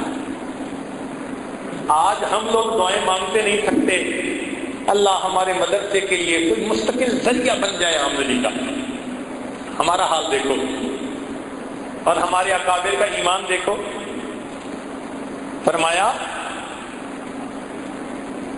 کہ ہم مستقل آمدنی کا کوئی ذریعہ قبول ہی نہیں کریں گے۔ لوگوں نے پوچھا حضرت کیوں؟ فرمایا کہ اس سبب پر نظر چلی جائے گی اور اس کے بدلے اللہ کی مدد رک جائے گی۔ اس لیے کہتے ہیں کہ وری اینڈز ویئر فیتھ بگنز، وری اینڈز ویئر فیتھ بگنز، جہاں ایمان شروع ہوتا ہے وہاں بندے کی سب غریب ختم ہو جاتی ہے۔ اللہ پہ جو یقین آ گیا، میرا مولا کتنا قریب ہے۔ ہم بندے ہیں نا، ہمارا معاملہ ایسا ہے کہ ہم ادھر ادھر ہو جاتے ہیں۔ اللہ اکبر کبیرہ۔ آج اکثر لوگ یہ اعتراض کرتے ہیں یہ عربی مدارس کے طلباء کہاں سے کھائیں گے؟ سوال ذرا سنو، عربی مدارس کے طلباء کہاں سے کھائیں گے؟ تو ایک آسان جواب تو یہ کہ جہاں سے انبیاء کھاتے تھے وہیں سے ان کے ورثاء کھائیں گے۔ انبیاء نے آ کے ملازمتیں کی، اللہ نے پالا نا ان کو، اللہ ان کو بھی پالیں گے۔ اور ایک ہے تحقیقی جواب۔ اب ذرا سنیے، اس دنیا میں اللہ رب العزت نے ہر بندے کے سامنے کچھ نہ کچھ رکھ دیا ہے، اور وہ چیز اس کے رزق کا سبب ہے۔ کسی کے سامنے اللہ نے اینٹ کو رکھ دیا، وہ اینٹوں کو اینٹوں سے جوڑتا ہے، ہم اسے میسن کہتے ہیں، مستری کہتے ہیں، اور یہ اینٹ کو اینٹ سے جوڑنا اس کے لیے روزی کا سبب ہے۔ کسی کے سامنے اللہ نے کپڑے کو رکھ دیا، وہ کپڑے کو کاٹتا ہے، جوڑتا ہے، ہم اسے درزی کہتے ہیں، اور یہ اس کے لیے روزی کا سبب بن گیا۔ کسی کے سامنے اللہ نے لکڑی کو رکھ دیا، وہ لکڑی کو کاٹتا ہے اور جوڑتا ہے، ہم اسے کارپینٹر کہتے ہیں، یہ اس کے لیے روزی کا سبب بن گیا۔ کسی کے لیے اللہ نے چمڑا سامنے رکھ دیا، وہ چمڑے کو کاٹتا ہے، جوڑتا ہے، جوتے بناتا ہے، ہم اسے موچی کہتے ہیں، یہ اس کے لیے روزی کا سبب بن گیا۔ کسی کے سامنے اللہ نے لوہے کو رکھ دیا، وہ لوہے کے پرزے کھولتا ہے اور جوڑتا ہے، ہم اسے مکینک کہتے ہیں، یہ اس کے لیے روزی کا سبب بن گیا۔ وہ خدا کے بندو، کسی کے سامنے اینٹ رکھی، اللہ نے روزی دی، کسی کے سامنے لکڑی رکھی، اللہ نے روزی دی، کسی کے سامنے لوہا رکھا، اللہ نے روزی دی، کسی کے سامنے چمڑا رکھا، اللہ نے روزی دی۔ ان طلباء کے بارے میں پوچھتے ہو جن کے سامنے اللہ نے اپنے قرآن کو رکھ دیا ہے، ان کو وہ پروردگار روزی نہیں کھلائے گا؟ بتوں سے تجھ کو امید ہے، خدا سے نا امیدی، بتوں سے تجھ کو امید ہے، خدا سے نا امیدی، مجھے بتا تو صحیح اور کافری کیا ہے۔ یقین بنانے کی ضرورت ہے۔ اللہ رب العزت ہمیں اپنی ذات کے اوپر پکا، اپنے وعدوں پر پکا یقین عطا فرمائے۔ اب آخر میں قرآن مجید سے ایک مثال دے کے بات کو مکمل کرتا ہوں۔ سیدنا موسیٰ علیہ السلام کی والدہ، حکم خدا ہوا، اللہ تعالیٰ فرماتے ہیں وَأَوْحَيْنَا إِلَىٰ أُمِّ مُوسَىٰ أَنْ أَرْضِعِيهِ، ہم نے موسیٰ علیہ السلام کی والدہ کو وحی کی کہ تم اپنے بچے کو دودھ پلا، فَإِذَا خِفْتِ عَلَيْهِ، اور اگر تمہیں اس پہ ڈر آئے، خوف ہو کہ فرعون کے سپاہی فوجی پکڑ کے نہ لے جائیں، قتل نہ کر دیں، فَأَلْقِيهِ فِي الْيَمِّ، اس کو پانی میں ڈال دیں۔ پھر ہوگا کیا؟ اللہ فرماتے ہیں یا خُذْهُ عَدُوٌّ لِّي وَعَدُوٌّ لَّهُ، اس کو وہ پکڑے گا جو میرا بھی دشمن، اس کا بھی دشمن۔ یا اللہ، یہ بچہ دشمن کے ہاتھ میں جائے گا؟ فرمایا ہاں، وَلَا تَخَافِي وَلَا تَحْزَنِي، خوف نہ کھانا، گھبرانا بھی نہیں، اِنَّ رَادُوهُ إِلَيْكِ، ہم اسے تمہاری طرف لوٹائیں گے، وَجَاعِلُوهُ مِنَ الْمُرْسَلِينَ، ہم اسے رسولوں میں سے بنائیں گے۔ اب موسیٰ علیہ السلام کی والدہ عورت ہیں، اور ماں اپنے بچے کے بارے میں کتنی سینسیٹیو ہوتی ہے، اس سے امتحان، مگر اس عورت کو اللہ کی بات پہ یقین تھا۔ اس نے اپنے بچے کو ایک بکسے میں ڈالا اور بکسے کو پانی میں ڈالا۔ عقل اسے کہہ رہی ہے تیرا بچہ گیا، اس لیے کہ اگر تم بکسے کے اندر سوراخ بناؤ ہوا جانے کے لیے تو ان سوراخوں میں سے پانی جائے گا، بچہ ڈوب کے مر جائے گا، اور اگر اس کو واٹر ٹائٹ بناؤ تو بچہ دم گھٹ کے مر جائے گا، لہذا بچہ تمہارا نہیں بچتا۔ اب ماں کو عقل یہ کہہ رہی ہے، اور بچے کے بارے میں ماں کتنی سینسیٹیو ہوتی ہے۔ سبحان جائیں، قربان جائیں اس ماں کے یقین پر جو دیکھتے بھالتے ہوئے اپنے ہاتھوں سے اپنے بچے کو پانی میں ڈال دیتی ہے۔ واپس آ گئی، یہ بکسا تیرتا ہوا ایک ایسی جگہ پہنچا جہاں فرعون اپنی بیوی کے ساتھ چہل قدمی کر رہا تھا۔ اس کے گرد 800 غلاموں کا گھیرا تھا۔ ان میں سے کوئی ایک اس بکسے کو پکڑ کر لایا، اس نے کہا کھولو۔ اللہ تعالیٰ فرماتے ہیں اے میرے پیارے موسیٰ علیہ السلام، وَأَلْقَيْتُ عَلَيْكَ مَحَبَّةً مِّنِّي، ہم نے آپ کے چہرے پر محبت کی تجلی کو ڈال دیا۔ چنانچہ جب بکسا آیا تو فرعون کی بیوی آسیہ نے کہا کھولو۔ جب کھولا تو خوبصورت بچہ، بیوی کی نظر پڑی، کہنے لگی لا تقتلوہ، اسے قتل نہیں کرنا، عسیٰ ان ینفعنا او نتخذہ ولدا، ہم اس سے نفع اٹھائیں گے، اسے اپنا بیٹا بنائیں گے۔ اب وہ فرعون جو ہزاروں بچوں کو ذبح کروا چکا تھا، بیوی کی اس بات کے اوپر کہتے ہیں جی بہت اچھا، ہوم گورنمنٹ کی پاور دیکھو کتنی ہوتی ہے۔ عورتیں کہتی ہیں جی خامد بات نہیں مانتے، ارے قرآن پڑھو، بڑے بڑے فرعون بیویوں کی بات مانتے رہے۔ بیوی نے کہا نہیں قتل کرنا، کہتے جی بہت اچھا، جیسے کہہ رہی ہو ایسے کریں گے۔ اب اس بچے کو گھر لے کے گئے۔ اس زمانے میں ڈبے کا دودھ نہیں ہوتا تھا، عورتیں دودھ پلاتی تھی۔ اللہ تعالیٰ فرماتے ہیں وَحَرَّمْنَا عَلَيْهِ الْمَرَاضِعَ مِنْ قَبْلُ، ہم نے آپ کے اوپر، ان کے اوپر عورتوں کا دودھ حرام کر دیا تھا۔ جو دودھ پلانے والی آتی بچہ دودھ نہیں پیتا، دوسری آئی، تیسری آئی، ساری رات یہی سلسلہ رہا۔ فرعون بڑا پریشان کہ بچہ دودھ نہیں پی رہا، بچہ روتا ہے۔ اور پھر محبت تو ایسی ہوتی ہے نا کہ بچے کے رونے پہ ماں باپ روتے ہیں اور بچے کے ہنسنے پہ ماں باپ ہنستے ہیں۔ دل اٹک گیا تھا، پریشان۔ صبح اس نے کہا کہ بھئی جتنی عورتیں دودھ پلانے والی ہیں سب کو لائیں، ٹرائی کرو کس کا دودھ سوٹ کر جائے۔ اور ادھر حضرت موسیٰ علیہ السلام کی والدہ کا کیا معاملہ، ساری رات بچے سے جدا۔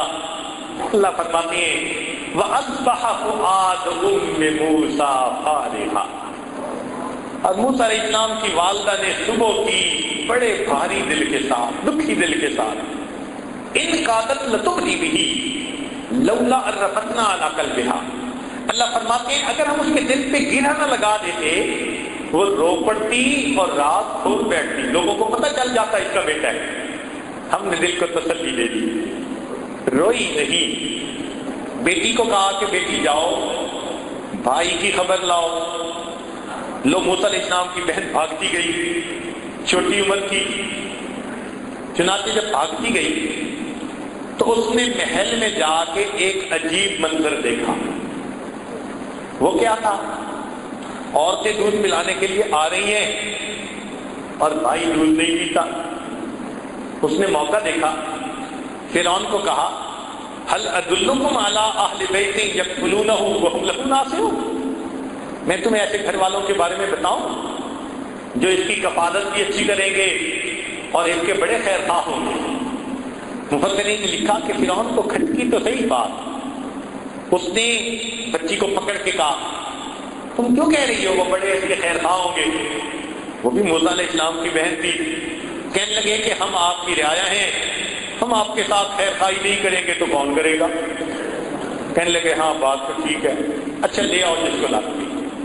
موسیٰ علیہ السلام کی بہن آ گئی، امی چلو بڑا اچھا موقع ہے۔ موسیٰ علیہ السلام کی والدہ آئی، اس نے بچے کو فیڈ دینی شروع کی، بچے نے دودھ پینا شروع کر دیا، کو حرام مچ گیا۔ وہ جی ایک عورت کا دودھ اس بچے نے پی لیا۔ فرعون رات کا جاگا ہوا تھا، خدائی کا دعویٰ کرنے والا بدبخت نیند سے پریشان تھا۔ جب اسے اطلاع ملی نا کہ بچے نے ایک عورت کا دودھ پی لیا، کہتے بہت اچھا میں تو سوؤں گا، اس عورت کو جانے نہیں دینا۔ اب موسیٰ علیہ السلام کی والدہ وہاں، وہ 3 دن وہاں رہی۔ 3 دن کے بعد اس نے کہا کہ بھئی بات سنو، اپنا گھونسلہ اپنا کچا ہو یا پکا، مجھے تو اپنا گھر اچھا لگتا ہے، اس لیے مجھے گھر جانے دو۔ فرعون کہنے لگا اچھا سنو سنو، تم گھر جانا چاہتی ہو تو اکیلی نہ جاؤ، بچے کو ساتھ لے کے جاؤ، اور تمہاری تنخواہ ہم تمہیں گھر پہنچا دیں گے، اپنے گھر میں اس کا خیال رکھنا۔ اللہ تعالیٰ عجیب الفاظ سے فرماتے ہیں فَرَدَدْنَاهُ إِلَىٰ أُمِّهِ، ہم نے اس بچے کو لوٹایا اپنی ماں کے ساتھ۔ کیوں؟ کئی تقر عینھا، تاکہ اس کی آنکھیں ٹھنڈی ہو، ولا تحزن، اور وہ غمزدہ نہ ہو، ولتعلم، اور وہ جان لے ان وعد اللہ حق، کہ اللہ کے وعدے سچے ہیں، ولکن اکثرہم لا یعلمون، اکثر لوگ اس بات کو نہیں جانتے۔ میرے پروردگار کے وعدے ایسے سچے تو کم از کم ہم ایک عورت جیسا ہی اپنا یقین بنا لیں یا عورت سے ہی گئے گزرے؟ مرد ہیں، کچھ عقل کے ناخن لیں، اللہ کی ذات پر اپنے یقین کو مضبوط سے اثبت کر دیں۔ آج کی عورتیں حضرت موسیٰ علیہ السلام کی والدہ جیسا یقین پیدا کر دیں، پھر یہ کبھی اپنے خامن کو رشوت نہیں لینے دیں گی، اپنے خامن کو سود کا کاروبار نہیں کرنے دیں گی، زکوٰۃ اپنے وقت پہ ادا کریں گے کیونکہ اللہ کے وعدوں پر یقین ہوگا۔ اللہ تعالیٰ ہمیں اپنے وعدوں پر پکا یقین عطا فرمائے، اور دنیا میں اور آخرت میں اللہ تعالیٰ ہمیں سرخرو فرمائے، کامیاب فرما دے۔ وآخر دعوانا ان الحمد للہ رب العالمین۔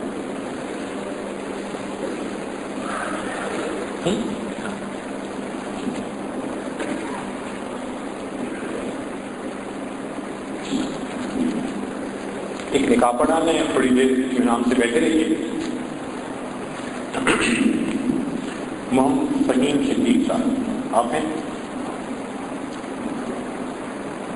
دلہن کے والد وکیل احمد صاحب، سبحان اللہ، نام بھی وکیل۔ آپ دلہن کے وکیل ہیں؟ ماشاء اللہ۔ اور باقی گواہ ہیں، بچی کی طرف سے اجازت کے گواہ؟ ٹھیک۔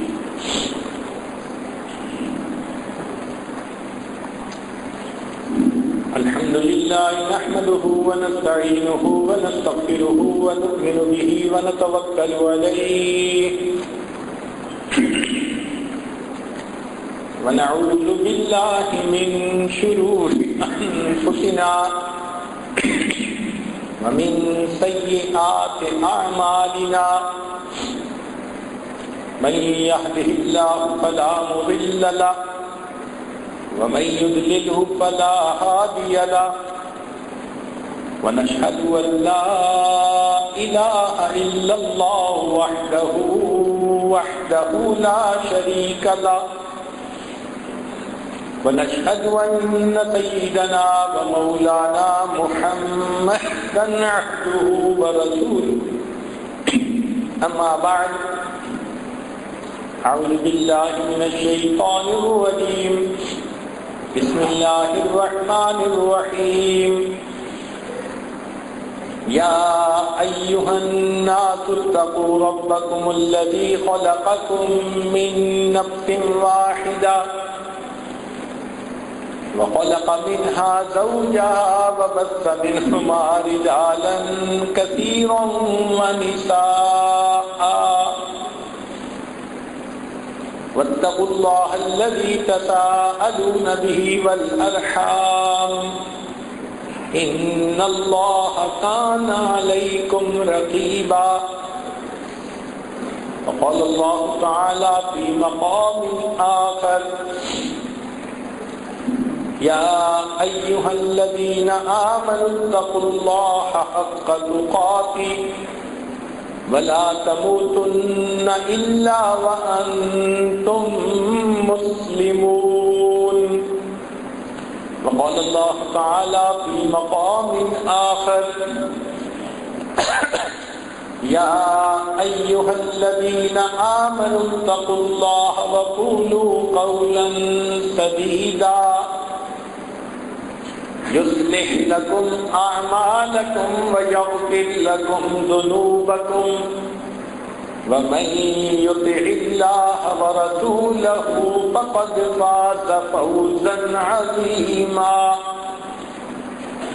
وقال رسول الله صلى الله عليه وسلم النكاح من سنتي وفي رواية أخرى فمن رغب عن سنتي فليس مني سبحان ربك رب العزة عما يصفون وسلام على المرسلين والحمد لله رب العالمين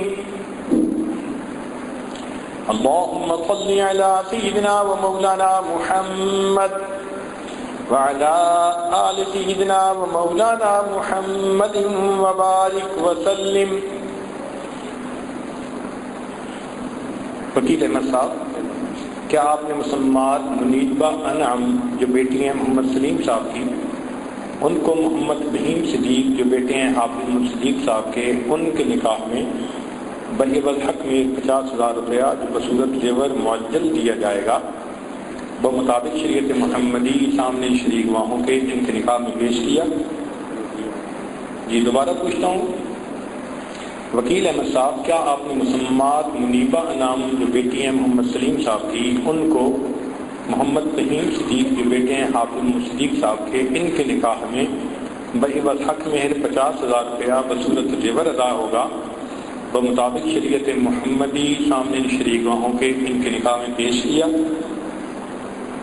محمد بہیم صدیق صاحب کیا آپ نے مسمات منیبہ انعم جو بیٹی ہیں محمد سلیم صاحب کی، ان کو اپنے نکاح میں بعوض حق میں 50,000 روپیہ بصورت زیور ادا کرنا ہوگا اور مطابق شریعت محمدی سامنے شریک گواہوں کے اپنے نکاح میں قبول کیا؟ دوبارہ پوچھتا ہوں، محمد بہیم صدیق صاحب کیا آپ نے مسمات منیبہ انعم جو بیٹی ہیں محمد سلیم صاحب کی، ان کو اپنے نکاح میں بعوض حق میں 50,000 بصورت زیور ادا کرنا ہوگا مطابق شریعت محمدی سامنے شریک گواہوں کے اپنے نکاح میں قبول کیا؟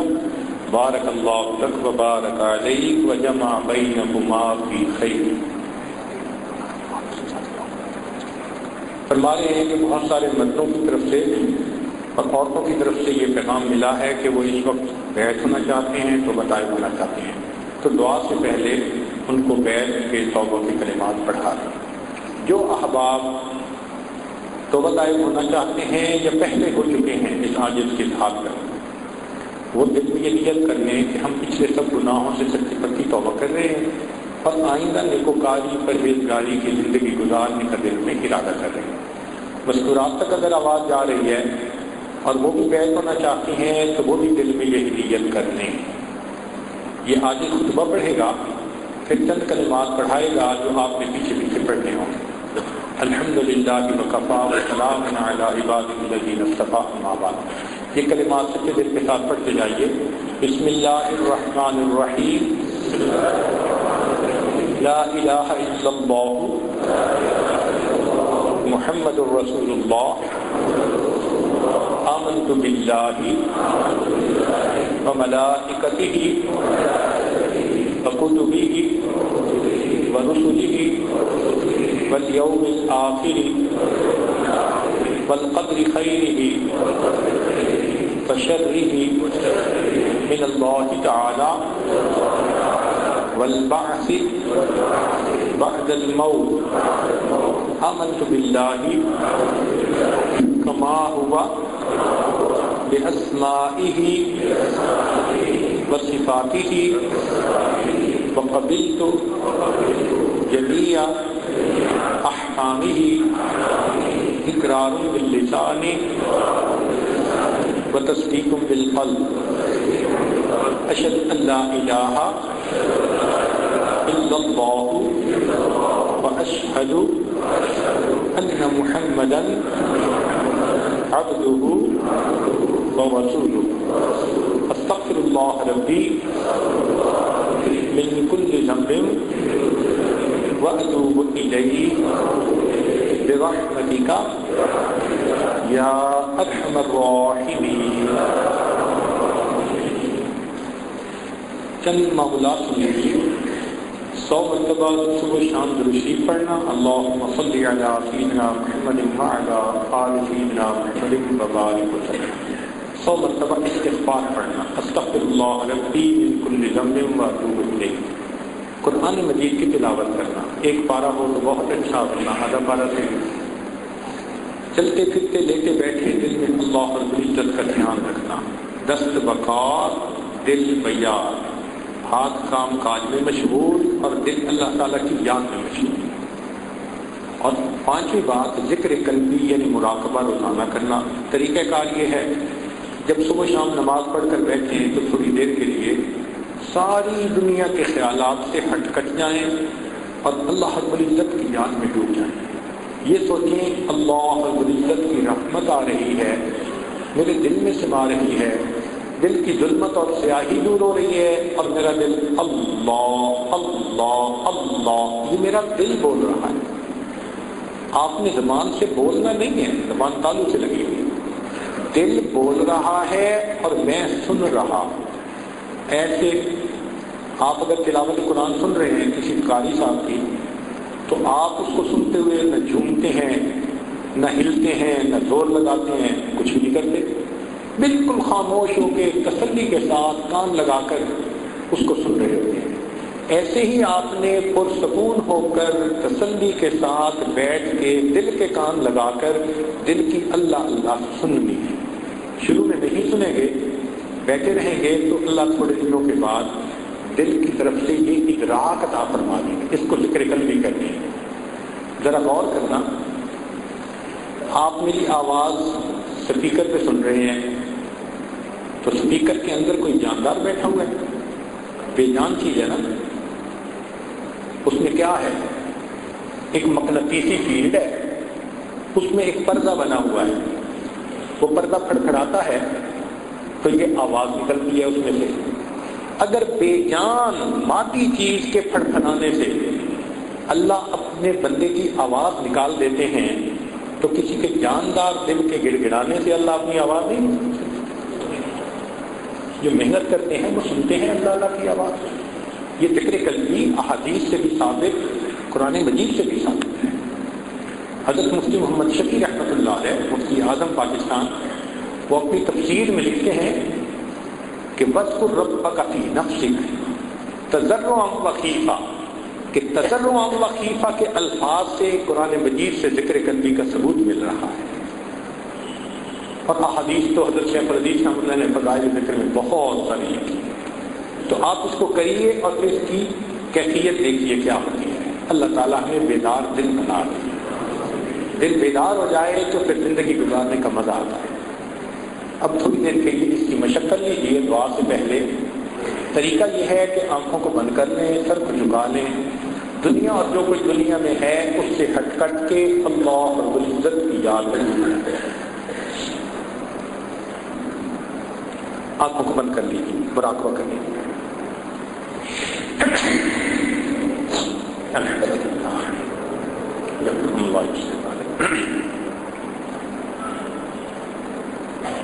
انسان جب اپنے اندر جھانکتا ہے اسے اپنی اصل تصویر نظر آتی ہے۔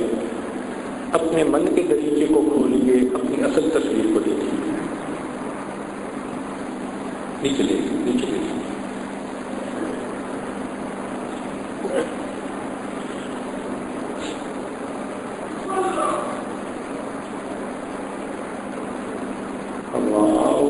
ہرس والا دل بدل دے، میرا غفلت میں ڈوبا دل بدل دے،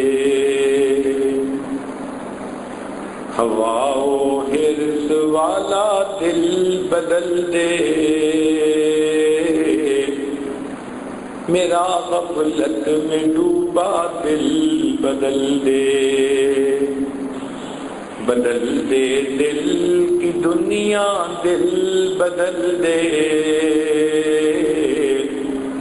خدایا فضل فرما دل بدل دے، گناہگاری میں کب تک عمر کاٹوں،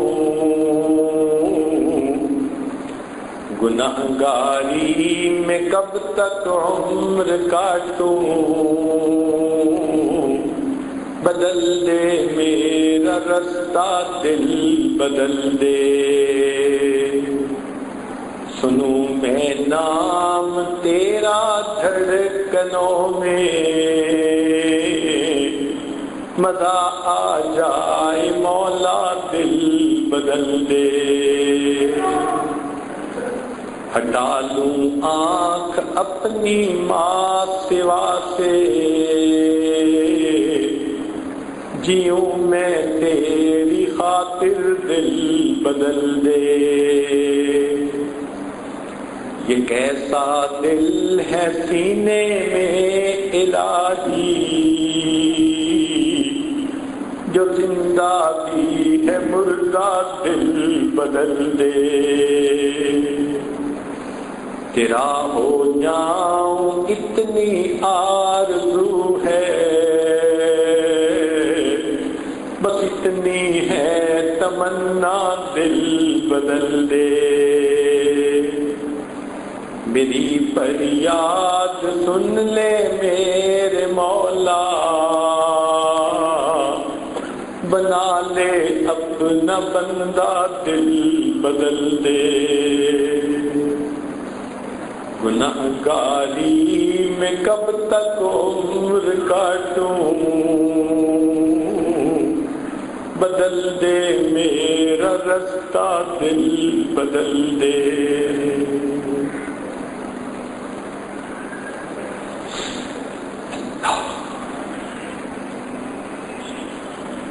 لا الہ الا اللہ محمد رسول اللہ۔ دعا کر لیجیے۔ سبحان ربی الوہاب، اللہم صلی علی سیدنا محمد وعلی آل سیدنا محمد وبارک وسلم۔ اے مالک، ہم آپ کے آج مسکین بندے ہیں، ہمارے گناہوں کو معاف فرما، خطاؤں سے درگزر فرما، عیبوں کی پردہ پوشی فرما۔ اللہ ہمیں اپنی ذات کا کامل یقین عطا فرما۔ میرے مولا ہمیں شک سے محفوظ فرما، شرک سے محفوظ فرما، کفر سے محفوظ فرما، بدعات سے محفوظ فرما۔ اللہ ہمارے ایمان کی حفاظت فرما، رب کریم عزت کی حفاظت فرما۔ اے اللہ ہمیں ذلت سے محفوظ فرما، قلت سے محفوظ فرما، قلت سے محفوظ فرما۔ اللہ ہمارے ساتھ درگزر کا معاملہ فرما، آنے والے وقت کو گزرے وقت سے بہتر فرما، آنے والی زندگی کو گزری ہوئی زندگی کا کفارہ بنا۔ اے کریم آقا، ہمیں نماز کی حضوری نصیب فرما، سجدے کا سرور نصیب فرما، قرآن پاک پڑھنے کا لطف نصیب فرما، رات کے آخری پہر کے مناجات کی لذت نصیب فرما، ایمان حقیقی کی حلاوت نصیب فرما۔ اے کریم آقا، ہمارے ساتھ درگزر کا معاملہ فرما۔ اللہ بے اولادوں کو نیک اولاد عطا فرما، جو صاحب اولاد ان کی اولادوں کو نیکوکار بنا، فرما بردار بنا، ماں باپ کی آنکھوں کی ٹھنڈک بنا۔ جن گھروں میں جوان بچے بچیاں موجود ہیں ان بچوں کے مستقبل کو روشن فرما، ماں باپ کے لیے فرض ادا کرنے آسان فرما۔ اللہ جو کاروبار کی طرف سے پریشان ان کی پریشانیوں کو دور فرما، جو گھر بار کی طرف سے پریشان ان کی پریشانیوں کو دور فرما۔ اے کریم آقا، ہمارے ساتھ درگزر کا معاملہ فرما۔ اللہ بچہ پریشان ہوتا ہے ماں باپ کی طرف دوڑتا ہے، بندہ پریشان ہوتا ہے پروردگار کی طرف لوٹتا ہے۔ اے بےکسوں کے دستگیر، اے ٹوٹے دلوں کو تسلی دینے والے، اے خالی جھولیوں کو بھر دینے والے، میرے مولا ہم نے بھی تو جھولیاں پھیلائی ہیں، اپنی رحمت سے ان کو بھرپور فرما۔ اللہ ہم نے دیکھا ہے ماں اپنے بچے کو نجاست میں بچھڑا ہوا دیکھے تو ماں اسے پھینک نہیں دیتی، چھوڑ نہیں دیتی، سمجھتی ہے یہ تو نادان ہے، بیٹا تو میرا ہی ہے، وہ بچے کو دھو لیتی ہے، سینے سے لگا لیتی ہے۔ اے کریم آقا، ہم بھی گناہوں کی نجاست میں لچڑے ہوئے ہیں، میرے مولا ہمیں اپنی نگاہوں سے گرا نہ دیجیے، اللہ ہمیں اپنے در سے دھکا نہ دے دیجیے، ہمیں نفس اور شیطان کے حوالے نہ کر دیجیے۔ اللہ زندگی میں کبھی بھی بے سہارا نہ فرما، کبھی بھی بے آسرا نہ فرما، کبھی بھی اپنے در سے دور نہ فرما۔ ایک رحمت کی نظر ہم پہ ڈال کے دھو لیجیے اور ہمیں اپنی رحمت کی چادر میں چھپا دیجیے۔ اللہ یوسف علیہ السلام نے اپنے بھائیوں کو معاف کر دیا تھا، آپ یوسف علیہ السلام سے زیادہ قریب ہیں، آپ اپنے بندوں کو معاف فرما دیجیے۔ میرے مولا ہم نے دنیا میں دیکھا ہے ماں باپ کے دل میں جو آپ نے شفقت بچوں کی ڈال دی ہے تو وہ بچوں کی چھوٹی چھوٹی تمنائیں پوری کر کے خوش ہو جاتے ہیں۔ اللہ آپ بھی ہماری ان دعاؤں کو پورا کر کے ہمیں خوش فرما دیجیے، میرے مولا مہربانی کر دیجیے، رب کریم رحمت کا معاملہ فرما دیجیے۔ اے اللہ ہمارے ساتھ درگزر کا معاملہ فرمائیے۔ اے اللہ آپ ہی نے تو ارشاد فرمایا ہے وَأَمَّا السَّائِلَ فَلَا تَنْهَرْ، اور سوالی کو انکار نہ کرو، جھڑکی نہ دو۔ جب ہم کمزوروں کو حکم ہے ہم سوالی کو انکار نہ کریں، اے مولا ہم بھی تو آپ کے در کے سوالی ہیں، اللہ آپ بھی انکار نہ فرمائیے، اے اللہ آپ بھی انکار نہ فرمائیے۔ اے اللہ ہم یہ بات اچھی طرح جانتے ہیں جو آپ کے در سے خالی اٹھتا ہے وہی بدبخت ہوتا ہے، وہی شقی ہوتا ہے۔ اے اللہ آپ کے در سے خالی نہیں جانا چاہتے، رحمت فرما دیجیے۔ کریم آقا آپ کو اس وقت تک منانا ضروری ہے جب تک کہ آپ راضی نہیں ہو جاتے۔ اے اللہ راضی ہو جائیے، راضی ہو جائیے، اے کریم راضی ہو جائیے، پیارے اللہ راضی ہو جائیے، یا حنان راضی ہو جائیے، اے منان راضی ہو جائیے۔ اللہ جس طرح ایک اپاہج عیالدار سخی کے دروازے پہ جاتا ہے اور بڑی امید سے دروازہ کھٹکھٹاتا ہے، اگر یہ دروازہ کھل گیا میرے بچوں کا فاقہ ختم ہو جائے گا۔ اللہ اس عیالدار اپاہج سے ہم زیادہ محتاج ہیں اور آپ دنیا کے سخی سے زیادہ سخی ہیں۔ آج آپ کا دروازہ ہم کھٹکھٹا رہے ہیں میرے مولا، ہم جانتے ہیں یہ دروازہ کھل گیا نیک بختی آ جائے گی، نیکی دل میں آ جائے گی۔ اللہ رحمت کا دروازہ کھول دیجئے، اے اللہ در در کے دھکے کھانے سے بچا لیجئے، رحمت کا معاملہ فرما دیجئے، دوستی کے رنگ میں دشمنی کرنے والوں سے محفوظ فرما لیجئے۔ اے اللہ ہمارے اس ملک کی حفاظت فرما، جس مقصد کے لیے یہ حاصل کیا گیا اس مقصد کو پورا کرنے کی توفیق عطا فرما، اس کو دین کا قلعہ بنا دیجئے، امن کا گہوارہ بنا دیجئے، اسے نبی علیہ السلام کی سنتوں کا مرکز بنا دیجئے۔ اے اللہ ہمارے تینوں حرم کی حفاظت فرما، مدارس عربیہ کی حفاظت فرما، دعوت و تبلیغ کے کام کی حفاظت فرما، جہاں اللہ اللہ ہوتی ہے ان خانقاہوں کی حفاظت فرما، اقامت دین کی کوششوں کی حفاظت فرما۔ پوری دنیا میں جہاں بھی مسلمان پریشان ہیں اللہ سب کی پریشانیوں کو دور فرما۔ اے کریم آقا، ایک مرتبہ قبیلہ طے کی عورت نبی علیہ السلام کے سامنے ننگے سر آ گئی تھی تو محبوب نے اپنی چادر سے اس کے سر کو ڈھانپ دیا تھا۔ اللہ آج آپ کے محبوب کی امت اقوام عالم کے سامنے ننگے سر کھڑی ہے، اللہ امت کا سر ڈھانپ لیجیے، اللہ امت کا سر ڈھانپ لیجیے، اے میرے مولا امت کا سر ڈھانپ لیجیے، اللہ امت کا سر ڈھانپ لیجیے، مہربانی فرما دیجیے، اے اللہ رحمت کا معاملہ کر دیجیے، کریم آقا مہربانی کا معاملہ فرما دیجیے۔ اے اللہ ہم نے دنیا داروں کو دیکھا ہے اگر کسی گھر کی عورتیں چل کے آ جائیں قتل کے مقدمے معاف کر دیتے ہیں۔ مولا آپ کی مندیاں آپ کے در پر چل کر آئی بیٹھی ہیں، یہ اپنے دل کے غم کس کو سنائیں، دل کے غم کس کو کہیں، آپ دلوں کے بھید جاننے والے ہیں۔ اللہ ان کے اٹھے ہاتھوں کو قبول کر دیجیے، ان کی مرادیں پوری کر دیجیے، رب کریم نعمتوں کے ساتھ واپس لوٹا دیجیے، میرے مولا مہربانی کا معاملہ فرما۔ اللہ کوئی بندہ مندر سے نکل کے جہنم میں چلا جائے اس پہ کیا افسوس ہے، افسوس تو اس پہ ہے مسجد میں آیا پھر توبہ قبول نہ ہوئی اور مسجد سے نکال کے آپ نے اس کو جہنم میں ڈال دیا۔ میرے مولا آپ کے گھر سے نکل کے نہیں جہنم جانا چاہتے، توبہ قبول کر لیجئے، سچی توبہ کی توفیق دے دیجئے۔ اے اللہ جیسے آپ چاہتے ہیں ہمیں ویسا بننے کی توفیق عطا فرما دیجئے۔ اے اللہ جس طرح آپ خوش ہوتے ہیں ہمیں ویسا بنا دیجئے۔ اللہ ہم پر رحمت کی نظر فرمائیے، اے اللہ معصیت کی ذلت سے محفوظ فرما، ہمیں طاعت کی عزت نصیب فرما، ہمارے ہاتھ گناہ کے لیے اٹھنا چاہے اٹھے ہاتھوں کو واپس فرما، قدم بڑھنا چاہے بڑھتے قدموں کو واپس لوٹا، پیشانی کے بالوں سے پکڑ کر اللہ میں نیکی کرنے کی توفیق عطا فرما۔ جن دوست احباب نے، مردوں نے، عورتوں نے خط کے ذریعے، فون کے ذریعے، پیغاموں کے ذریعے دعاؤں کے لیے کہا یا کہنا چاہتے تھے نہیں کہہ سکے، آنا چاہتے تھے نہیں آ سکے، اے اللہ ان سب کو ان دعاؤں میں شامل فرما۔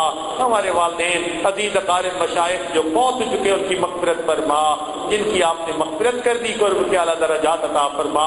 اس مسجد کے نمازیوں پر خصوصی رحمت نازل فرما، اہل محلہ پر خصوصی رحمت نازل فرما۔ پروردگار عالم ہماری ان دعاؤں کو اپنی رحمت سے قبول فرما۔ اے اللہ ایام حج ہیں قریب، اپنی رحمت سے جو بندے حج کے لیے جانے والے ہیں وہ کیسے خوش نصیب ہیں، احرام باندھ کے چلیں گے، لبیک اللہم لبیک پڑھیں گے، کوئی غلاف کعبہ کو پکڑ کے دعائیں مانگے گا، کوئی مقام ابراہیم سے نفلیں پڑھے گا۔ اللہ ہمیں بھی ان کو شاخ میں شامل فرما لیجیے، ہمیں بھی بار بار اپنے گھر کا دیدار عطا فرما، اپنے حبیب صلی اللہ علیہ وسلم کے در کی حاضری نصیب فرما۔ ربنا تقبل منا انک انت السمیع العلیم تب علینا انک انت التواب الرحیم۔ صلی اللہ تعالی علی حبیبہ سیدنا محمد وآلہ واصحابہ اجمعین برحمتک یا ارحم الراحمین۔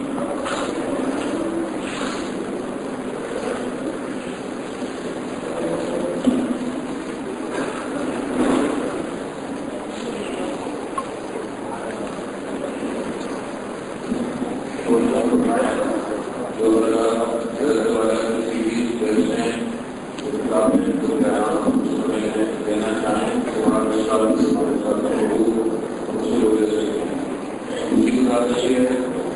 مسافے کے لیے دائیں طرف لہر بنا دیا ہے، ادھر سے مسافہ کرتے ہوئے بائیں طرف لے کر دائیں طرف اس کا دائیں کا مسافہ اور بائیں طرف نکل جائے، میرے دائیں طرف جانا ہے اور بائیں طرف نکل جائے تاکہ لہر بنا جائے ہماری وجہ سے اسی